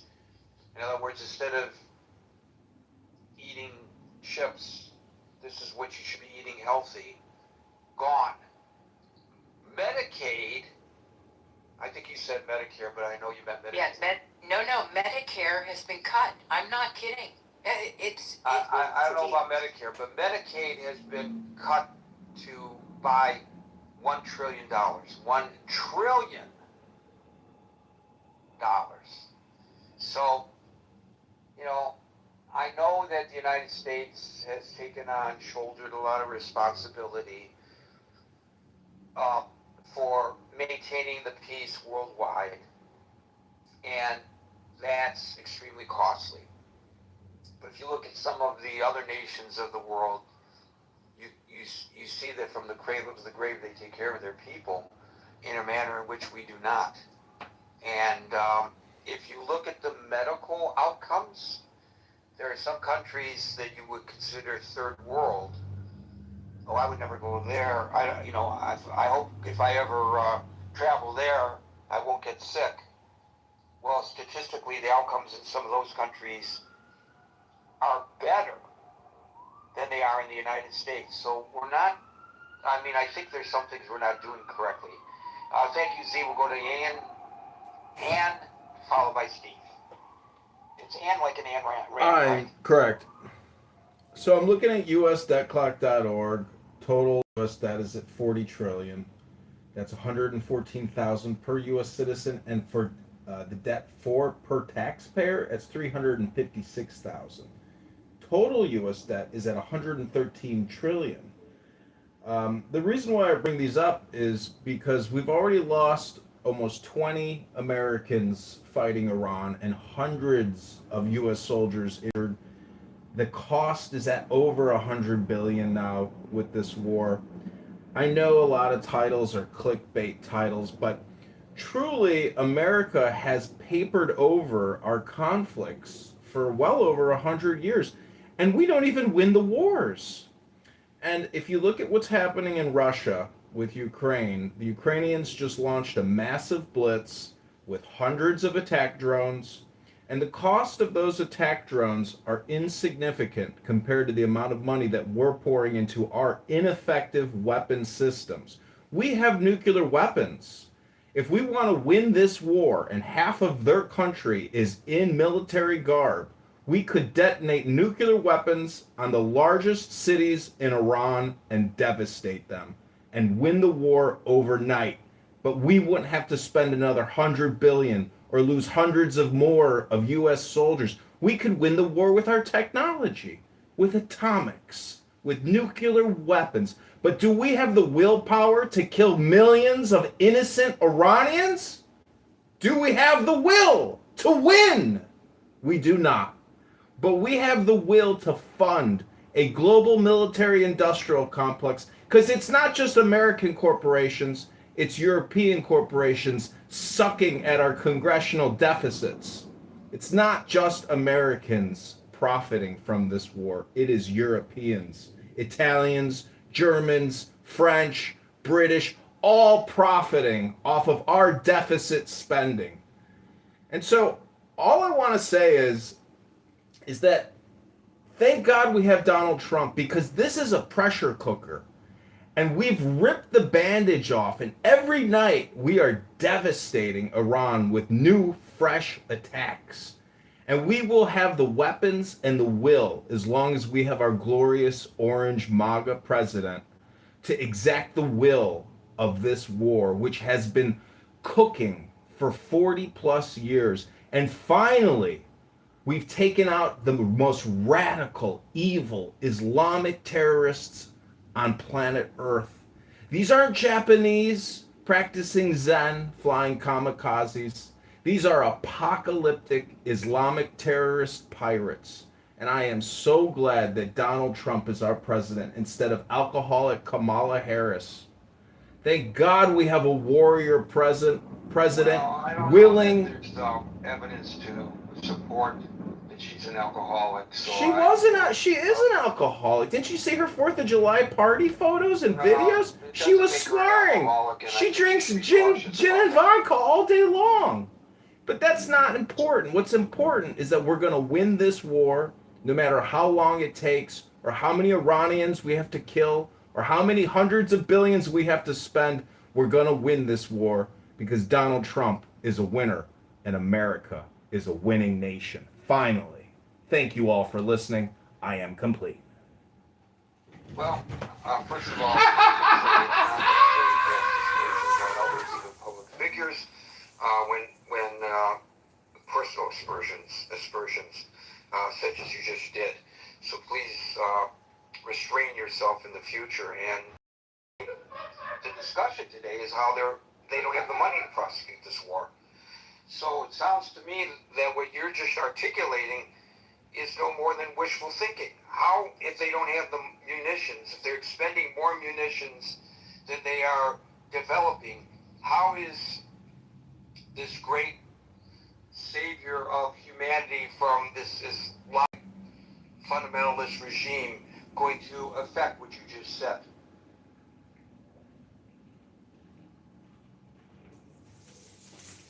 He's fired. I mean, I don't know if you guys just saw the whole. I don't think it's your turn. I don't think it's your turn. But did you guys see the interview with Pete But I Hegseth? think you have to wait your turn and. But did you guys watch the interview with Pete Hegseth? Did you watch And it? so there you go from the stage. I just told you it was not your Gary, turn. I don't know if you sound like you're an English-speaking individual. Gary, It was America. not your turn. And could you answer my question? Gary, America is spending almost $100 billion a month on interest expense and $100 billion a month on our military-industrial complex, which is primarily our Navy, our Army, our Air Force, our Marines, our Coast Guard. When our creditors are receiving all this interest expense but providing no product or service, at least our military at the cost of $100 billion a month. Question, and I would like you to answer the question that I asked you. If it's costing us more to expend weaponry now, and I'm saying it's costing us more in terms of materiel because we can't replace it. How do you expect the president is going to affect what you just predicted that he will in the future if he doesn't have the weaponry to do it? Well, see, as I was saying about Russia and the Ukrainians, we might end up buying drone attackers from Ukraine and flooding Iran with low-cost drone attacks. We are at that level where we have to start coming up with creative, financially solvent and reliable solutions. That could be mass drone attacks. I'm just saying that if we wanted to end the war now, we could save a lot of money by detonating thermonuclear warheads in the major cities of Iran. More about that. We're not going to talk in this form using nuclear weapons in this war. That's insanity. Steve, followed by Tiger. Yeah, Gary. Here's a question I'd like everyone to think about. Let's say that we pull out, and let's say we just leave Iran to their own devices. And let's go further and say Iran, since there's no pressure on them, reconstitutes their nuclear program, develops better ballistic missiles, and decides to detonate a few of those across the Middle East. Now, we know just from the limited amount of traffic that's been stalled through the Strait of Hormuz, the economic impact. Now, given that, and given the potential for nuclear strikes on more than one country in the Middle East, what do you suppose the economic impact on the world economy would be? Well, that's an excellent argument, but that's not the discussion at hand. The discussion at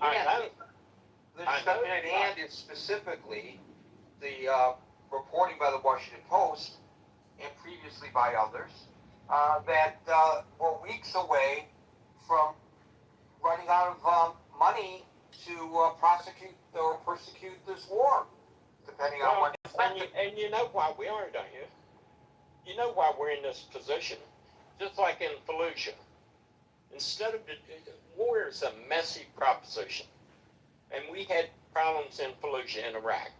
What did we do? We done the stupidest thing possible, tactically from a military point of view. We sent Marines in door to door, kicking down doors to try and root out some terrorists that had got some of our contractors. Now, it's the same thing in this war. If we'd been smart in Fallujah, what we would have done would ring the city of Fallujah with artillery and with tanks and with aircraft and drop pamphlets in there and told the people of Fallujah, you have 48 hours to come out and be inspected or we're going to level the city. They couldn't have inflicted one casualty on us, and we could have told them, look. Okay, again, that's a great suggestion in hindsight and all that. But what does that have to do with the topic? Well, I'll tell you exactly what it's got to do with. What it has to do with, we base political pressure from the left because they know this is a winning argument for the midterms. We base political pressure not to put boots on the ground. And I've even seen people, we give this proposition, Iran's just kicking their butt. No, the only reason we're in this situation that we're in right now is because we've engaged in a little battle of ping pong with missiles and drones. Instead of using the full force because we have not got the political backing to go in and prosecute this war like it needs to be prosecuted. Are you making the same argument for nuclear weapons? No, I'm not. But you said full force. No, let me finish my thought here because this is important.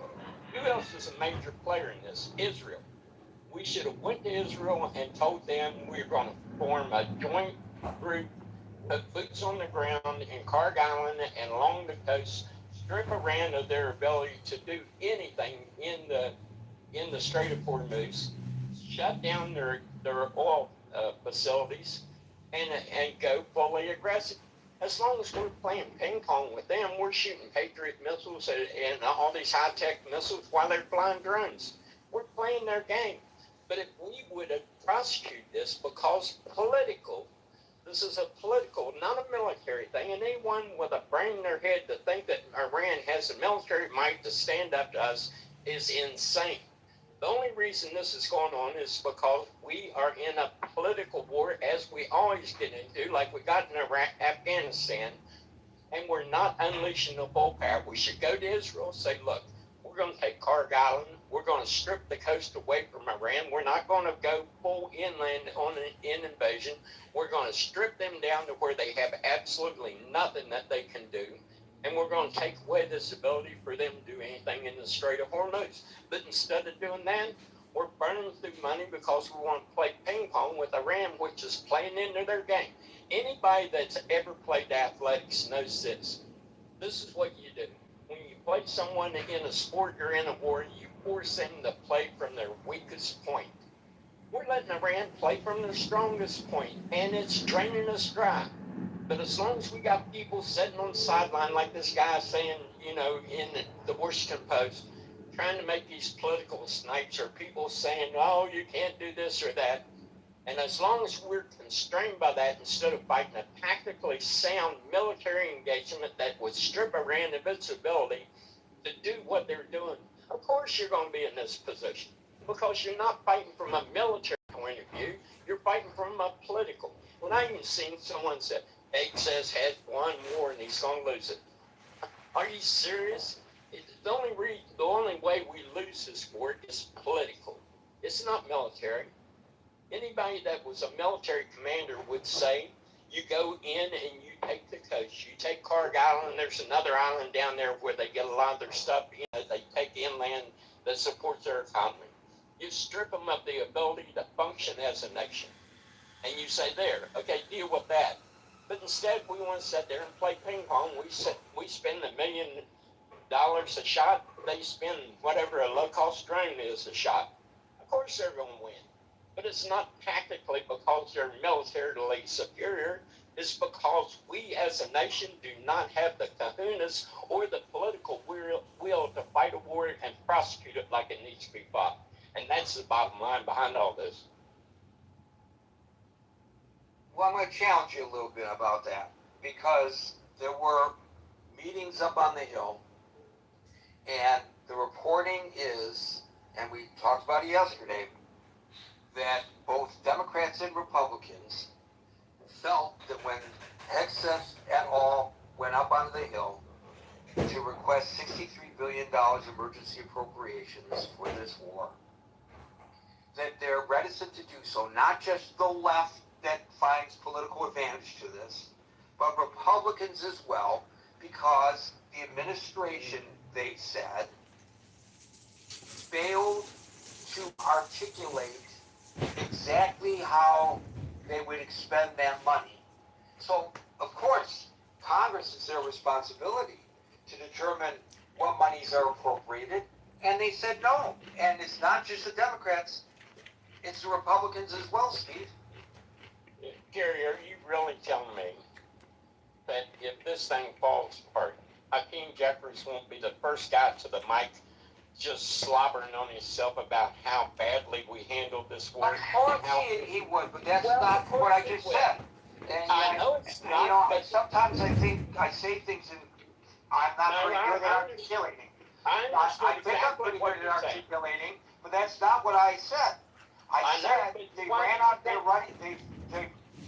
running out of money. According to the Washington Post, they're weeks away from not being able to prosecute this war. Weeks. Okay.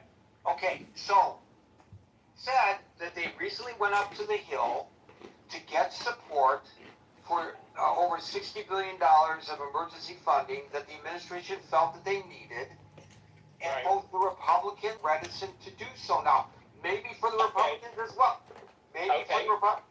Maybe for the Republicans as well. Okay. Can I say it? Go ahead. Maybe for the Republicans as well. It's a case of. Go ahead. I'm sorry. Maybe for the Republicans as well. It is a case of they're looking at the midterm elections and they don't want to appropriate any more money before the midterms. I don't know their reasoning. Well, of course it is. But I do know that in interviews with the media, several of them said the reason that they were not amenable to this approach to give them the money that they need is because the administration hasn't been able to give a clear-cut answer to them about what is the mission and what are you going to do with the money. Well, let me ask you this. What if Excess goes up to the Hill and says, look, here's what we're going to do. We're going to go to the Israelis. We're going to form a joint force, infantry. We're going to take over Carg Island. We're going to take over that other island. I forget the name of it. That has the supplies that comes into Iran from the outside that they funnel through. It's called the. Yeah. Okay. We're going to do that, and we're going to further take strategic spots along the coast so that we impede their ability. And this is going to be probably 100, 200,000 men. But we're going to go in, we're going to put our boot on their neck, and we're going to make them say uncle, and we're going to take control of that strait. That's our plan, Congress. Are you down with that?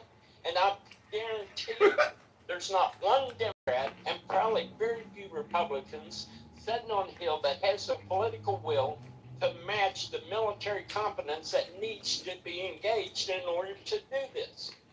Of course he's going to dance up there because he can't shoot with them straight because they're a bunch of weasels that doesn't want to face reality about what it would take to win this war instead of playing ping pong with missiles across the Strait of Hormuz. You can't win a war like that. You're playing into their strength. You got to go in, put your boot on their neck, and if he'd go in there and tell them that that's what needs to be done to fully prosecute this war, Republicans and Democrats alike would turn like a bunch of weasels and run for the door. That's well, they may be a bunch of weasels, but they're the people that you and I elected to Congress, and it's their responsibility to control the purse strings. So you've got to get. So you've got, if you want to, Gary, it's their responsibility to be asked.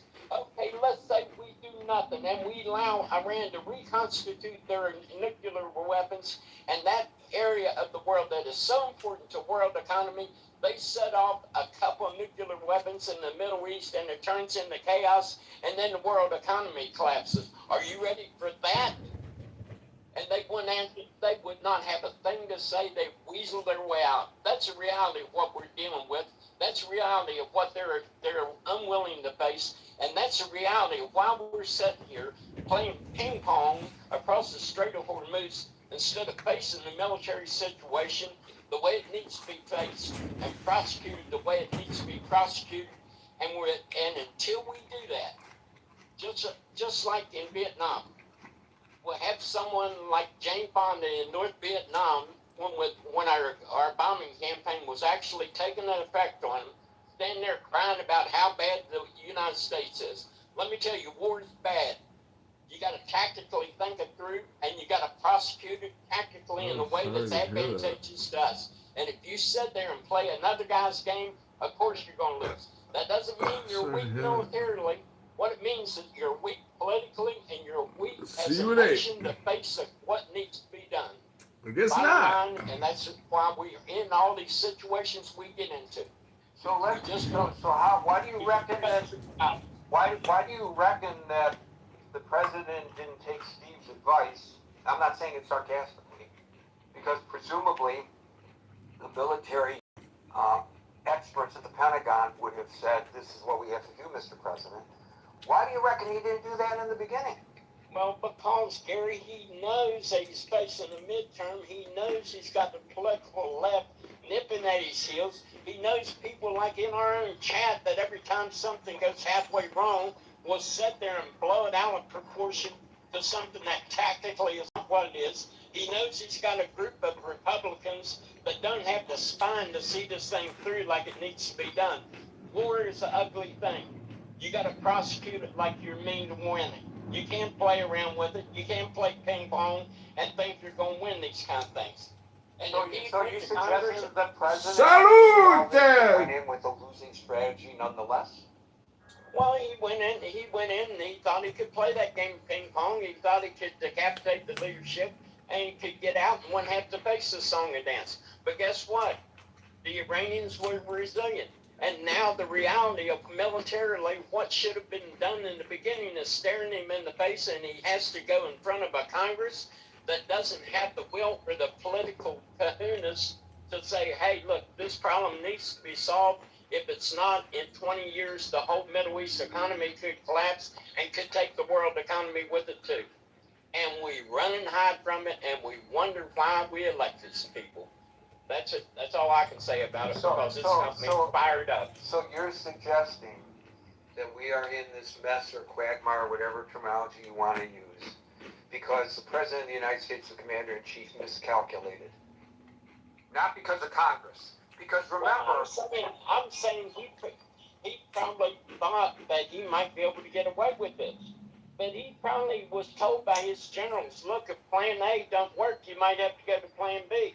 And Plan B is not the plan that is palatable to the congressman, and it's not even palatable to the citizens of this country, that if you believe this is a justifiable war, that you can't even absorb $4 a gallon of gas. I don't like to pay it, but if I thought that paying $4 a gallon for gas right now would save the Middle East from going into a death spiral and take the world economy with it, and my kids 20 years later wouldn't have to face it, yeah, I'd be willing to pay that $4 now to get them out of the mess that may occur in 20 years. This is insanity at its highest level. So, if I recall, and correct me if I'm wrong, it was a great deal of frustration in Congress that the president started prosecuting this, claiming that he could do so without their approval for 60 days under the law, without seeking the advice and consent of Congress. So he unilaterally went in there and tried a strategy that failed. And now you want to blame Congress because that strategy failed? He's the one who expended, he's the one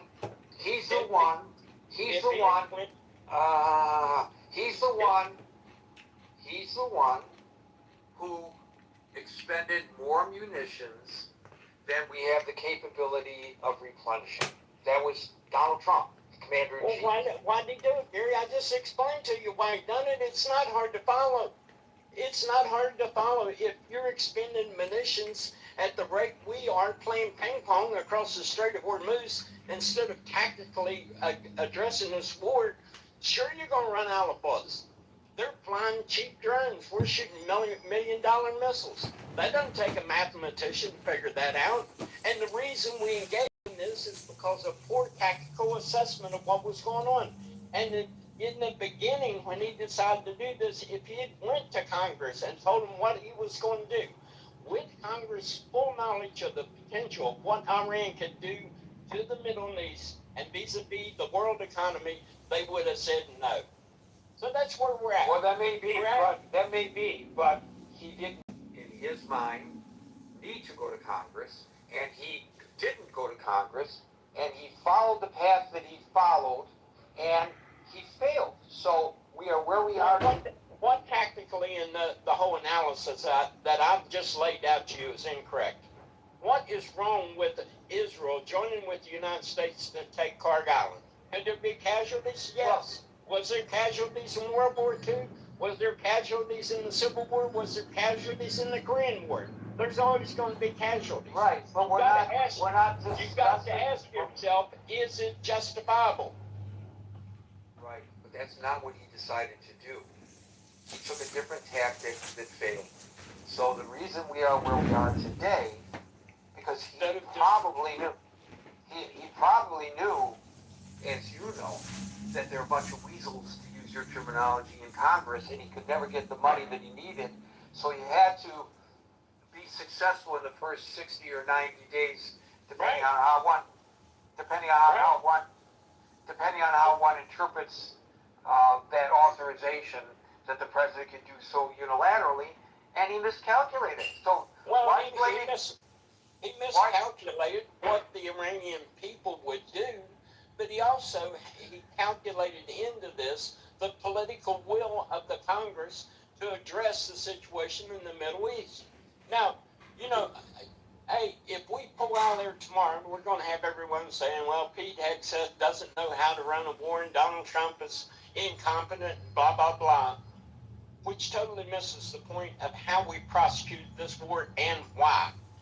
But we will also be left with this inevitable question that if we do, and no president has been able to address this problem with Iran and the instability it's going to inject into the Middle East and inevitably into the world economy, and we're sitting there with our hands over our eyes going, la, la, la, la, la, la, la, like this problem doesn't exist.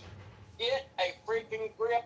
people get a grip. But see, If this is an your argument keeps obfuscating the question, and I'm gonna move on to the next person, because I'm not arguing what the proper tactics would be. If I'm your son and you give me an allowance and I go spend that money on, waste that money, I could have invested it, I could have used it, to buy transportation, to have a job, whatever. But instead I wasted it on booze, or I wasted it on girls, or I wasted it on drugs, or whatever I wasted it on. And then I come back to you and I say, and I know when I come back that you're going to be my weasel dad, and you're not going to give me any more money. Is that your fault or my fault? I'm the one who miscalculated how to manage the money that I was given. You totally ignored the ping pong analogy I give you and why we're in this situation to begin with.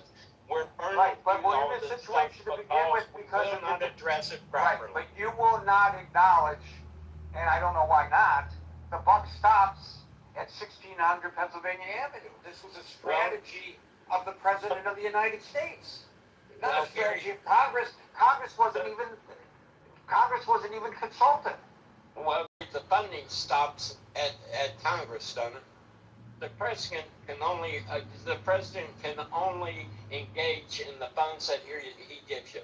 How can you drive a Ferrari when you can't get the loan? You don't think he had the funds to do take those two islands? Well, I don't know. I think it would have probably there have been so many variables in there that you could have very well had to went back and went to Congress for more funding. Those are variables that you got to know the answer to. And if you're dealing with a group of people that doesn't have the political will to solve a problem tactically in the way that it needs to be addressed militarily, then you're fighting with two hands tied behind your back. Do you think that if the president had sent troops on the ground, a joint operation with Israel, as you say, into those two islands, and then determined that they need more money to continue to prosecute that Congress would say, no, let those service members just hang out to dry out there? Or do you think that they would come up with the money? Well, Gary, I can only hear the chatter right now. It's ringing through my head. That's all I got to say. This is political will. This is tactics, tactical military tactics being addressed in a proper way, and the will to prosecute an enemy. Once you've seen that decapitation doesn't work in the way we have the military might, we have the ability to do it.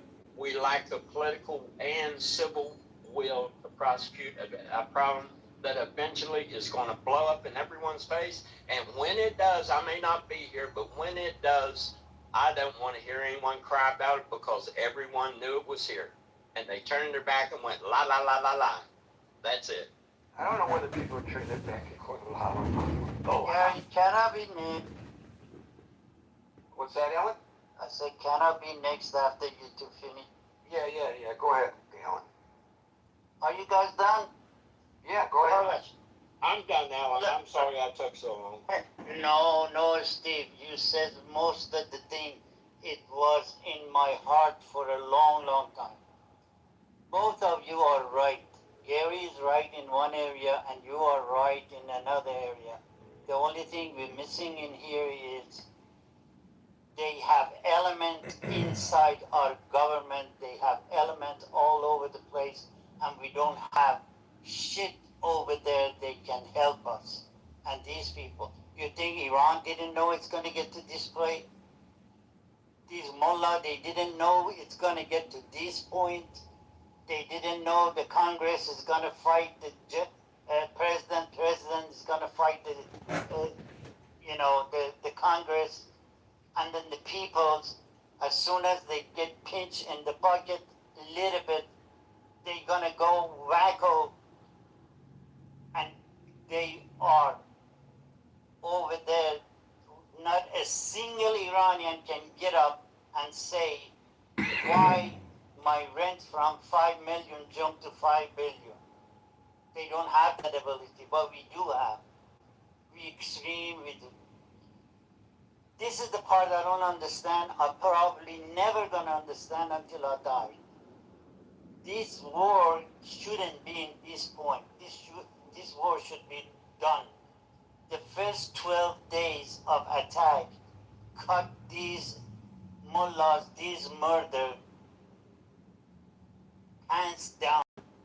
And all of a sudden, President Trump says ceasefire. So Freudian slip because of this. that doesn't make sense to me. Passover. You go in full power, you go and get in, and you're almost done, and you had 80 million people behind you. This is the part I don't understand. 80 million people. They were screaming to get rid of this regime. They were willing to help you. That's what they did to Mossad. Mossad lived in Tehran for many, many years. By themselves? No, with the help of people. And you got this administration bypassed that, says ceasefire, and there you go. Negotiation. You think Iranian, they didn't know, they miscalculate three things. It's not just the financial, it's not just the way it works. The biggest thing they did, they had man in here, they would report them 24/7, they knew exactly where it goes, and that's where we are here now. It wasn't hard to get those two islands. That's what I don't understand. We are broke. Well, they did it. Maybe there's a reason behind it. You, Steve, don't know. I don't know. Gary don't know. Scott doesn't know. But they know it has to be something. Somebody is making a benefit of that. Because of 47 years ago, they wanted to cut the Americans' hand out of that area. And they were successful by bringing Khomeini goes 3-4 months, sit on the apple trees in Paris, and then French, British, all the European, and you think now they're going to cut their own bread to help United States or Iranian. They have a feeling like they don't give a damn about it. Thank you. There's another part of this equation as well, and that is that it's been credibly reported that the president was advised that this tactic that he is taking will result in Iran's responding by choking off the Strait of Hormuz. And that's why he's got this political pressure on him today, because of the cost of gasoline. And it's not just the cost of gasoline, it's the effects on other countries of the closing of the Strait of Hormuz. So he was told, he had the intel, he should have known that this was going to be the counterpunch. It's not just playing ping pong with Iran. The counterpunch was going to be closing the Strait of Hormuz, and they did. And now they got the Houthis claiming that they're going to close off another waterway to the Saudis. This is an expansion of this war, which is not a declared war, by the way. Thank you, Alan. We'll go to Tiger, followed by William. It's been a while, Gary. The short thesis that I have is that the United States military will never run out of cash. And I'm going to illustrate that with a little story. 2 years ago, General Dynamics acquired one of the subsidiaries that was designated by the Congress to make the I believe M395 or 795 150 5mm shells for the artillery to be used, by the cannons mostly in Ukraine. And they got some Congress funding, close to $1 billion. And the problem of those shells from about 10,000 rounds per month to 300,000 a month in 2 years. They took this money and they did a report. They say there are some existing outdated production lines of the old M107 shells, that is also 155 millimeter, and they purchased 3 of those production lines and claim that they can revamp the production lines and ramp up the production to meet the Department of Defense, Department of War requirements. And 2 years after that, they report that the shells they have produced do not meet the quality standards that is required for the type of projectile. They have not produced one shell.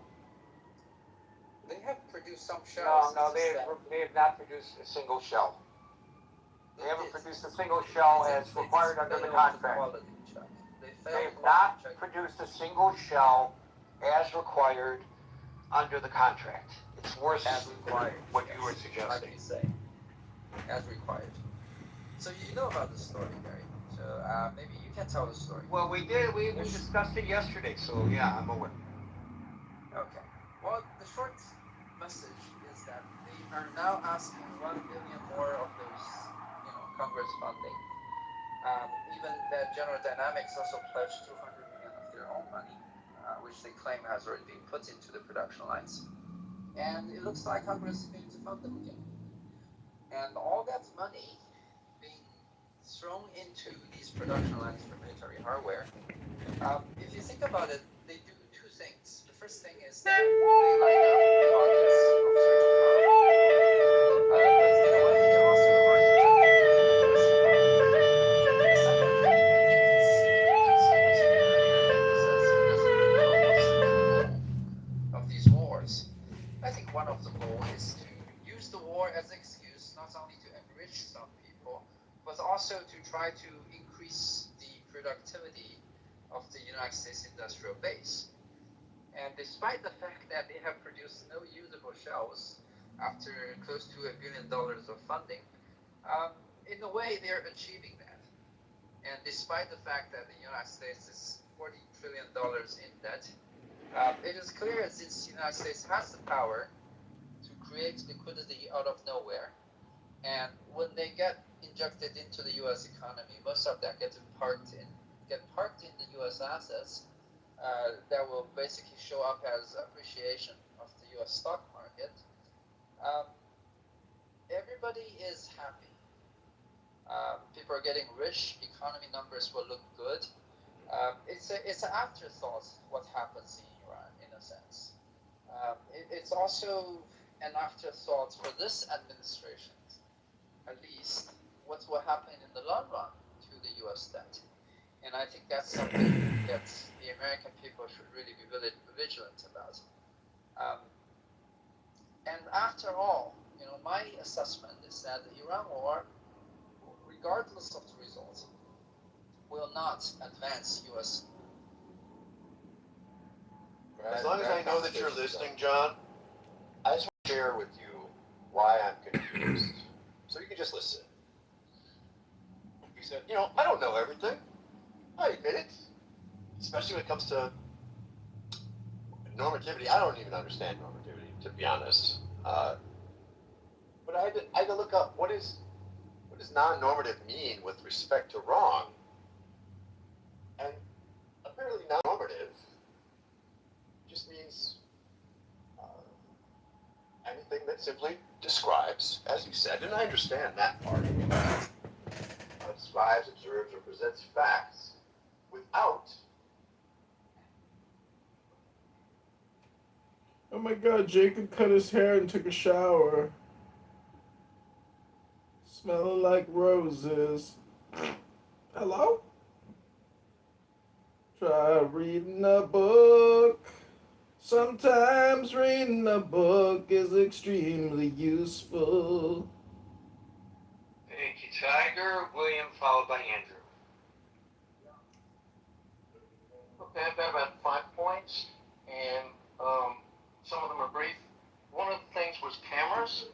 We have plenty of cameras mounted on the various military platforms that we're deploying, and we've got satellite footage and all kinds of images. So if we wanted to deploy or educate the public with those images, we certainly have the material capacity to do so, and probably have saved Well, damages. let me just interject by saying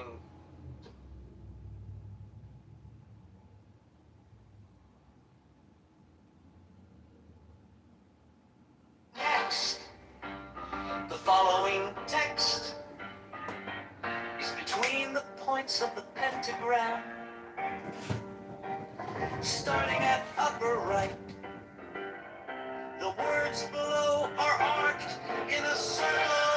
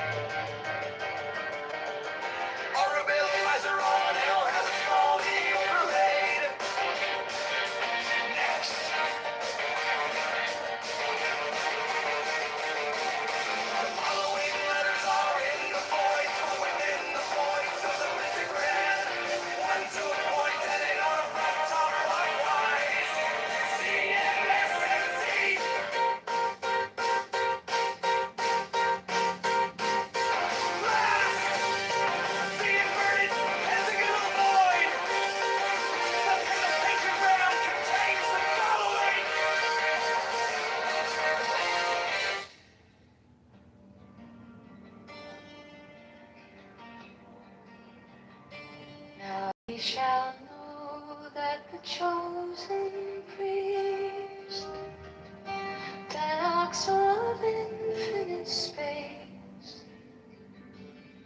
is the prince, priest, the beast, and in his woman called the Scarlet Woman is all power given. They shall gather my children into their fold. They shall bring the glory of the stars into the hearts of men.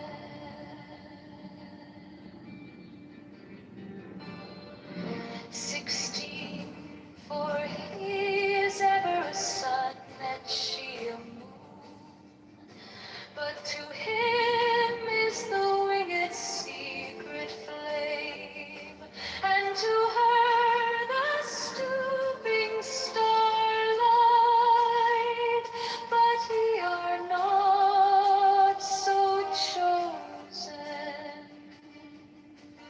18 burn upon their brows, O splendorous serpent.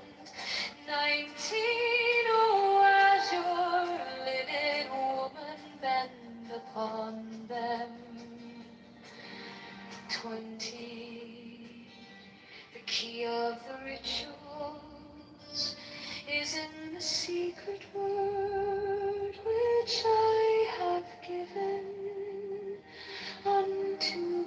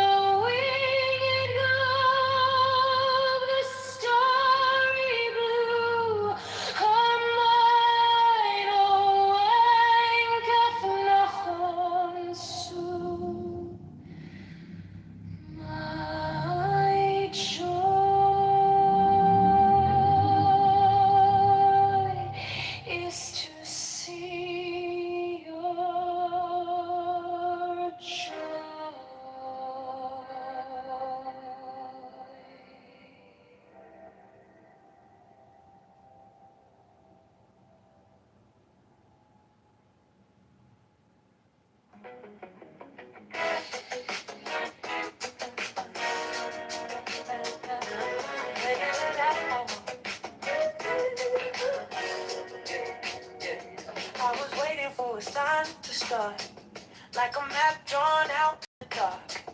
Now the city's calling out my name to choose a brand new path.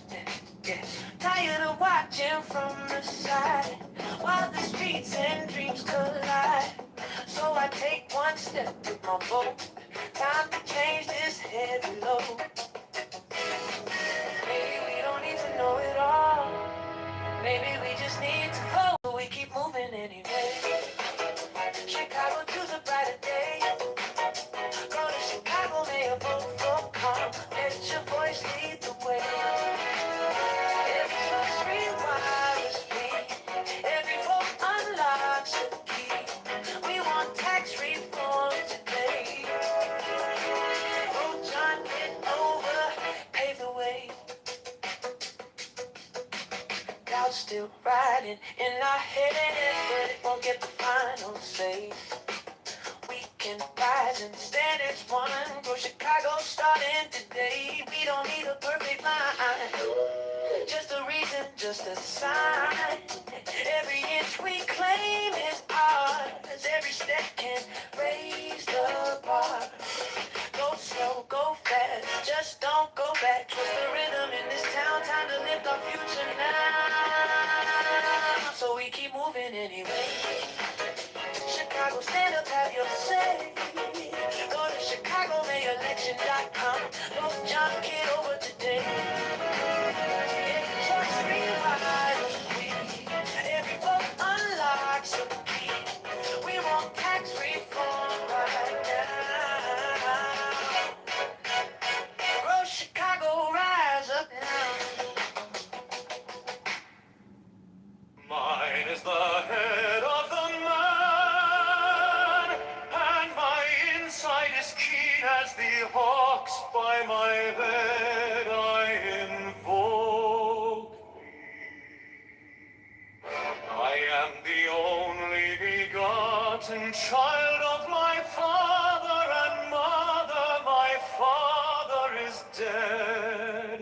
My mother bore me with labor and pain and fear. By my body I invoke thee.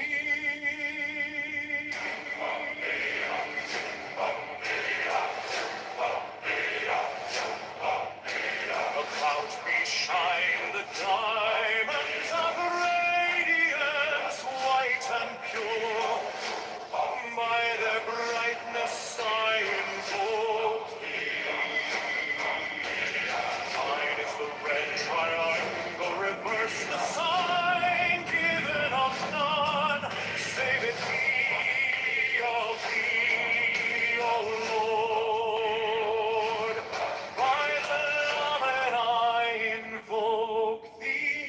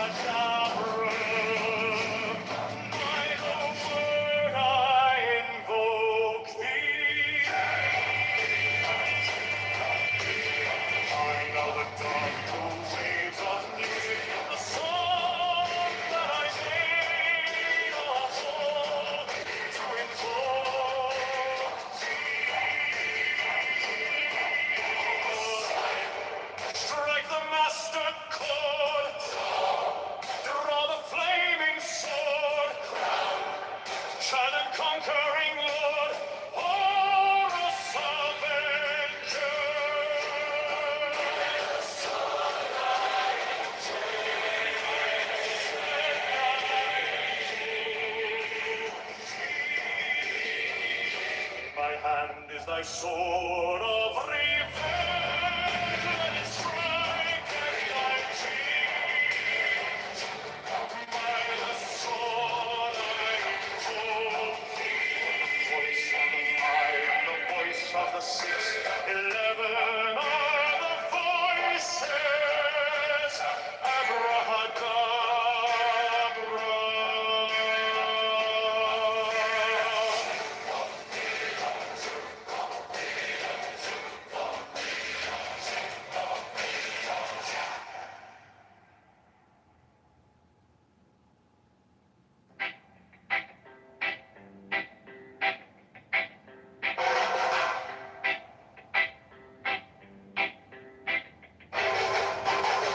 Mine is the head of the man, and my insight is keen as the hawks. By my head I invoked it. I am the only begotten child of my father and mother. My father is dead, my mother bore me with labor and pain and fear. By my body I invoked it.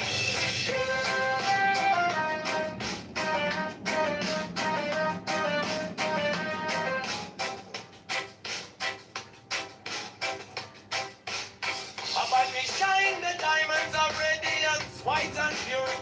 By the brightness I invoke it.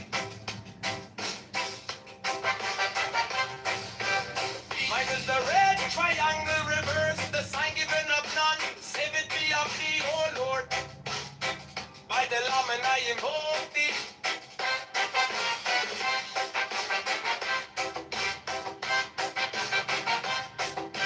Free mine is the garment of white, sewn with gold. The flashing of eye that I wear. By my robe I invoke thee.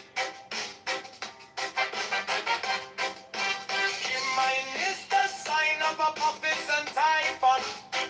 By the sign I invoke it. For mine is the turban of white and gold, and mine the blue vigor of the intimate. By my crown I invoke it. My fingers travel on the beads of pearl, so run I after thee in thy car of glory. By my fingers I invoke thee. I bear the bond of double power in the face of the master. Abrahadabra, by the word I invoke thee. Be mine are the dark blue waves of music in the song that I made a bold to invoke thee. Strike! Strike a master chord. Draw! Draw the flaming sword.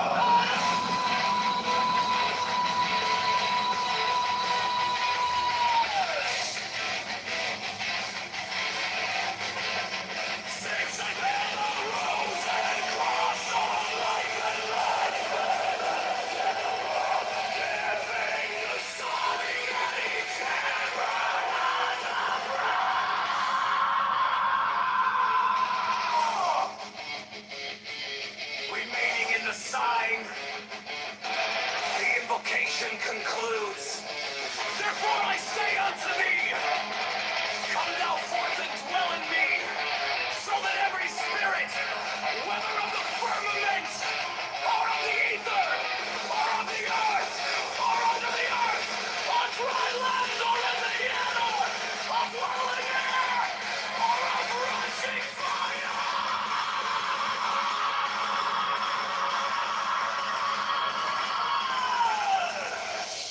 and every spell and scourge of God, the vast one might be there.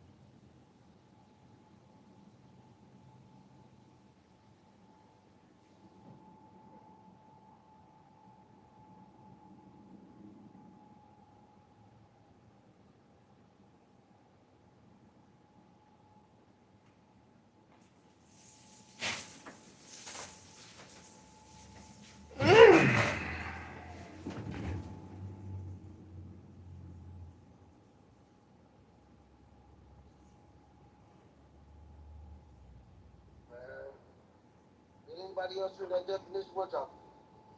I'm gonna ask them to actually define it. Straight to it, like the less this year's definition. But based on what he was saying, I wanted to know what. Ask me a question. Alvin, thank you so much for that. That was a great exercise. Alvin, thank you so much. I appreciate you. David, what's up? Yeah, it's not a question. I just wanted to apologize for earlier on today. Oh, no, don't worry about it, David. I'm only messing around. Well, we kind of rough in here. We rough in here, don't worry. Yeah, Honey Badger and I have a little bit of a history, and just to kind of, because he wouldn't let me get it out, and I had to leave to go back to work, but I told him that, he just likes to be whatever. So I told him that if he has such a problem with Christianity, I mean, he needs to get off the app and curse out everybody that led him to. Yeah, dude. He was raised a Catholic. Listen, he's doing a fallacy. He's doing the one true. You know what the one true Scotsman fallacy is? Oh, what's that? So I rename it by calling it the one true Christian fallacy.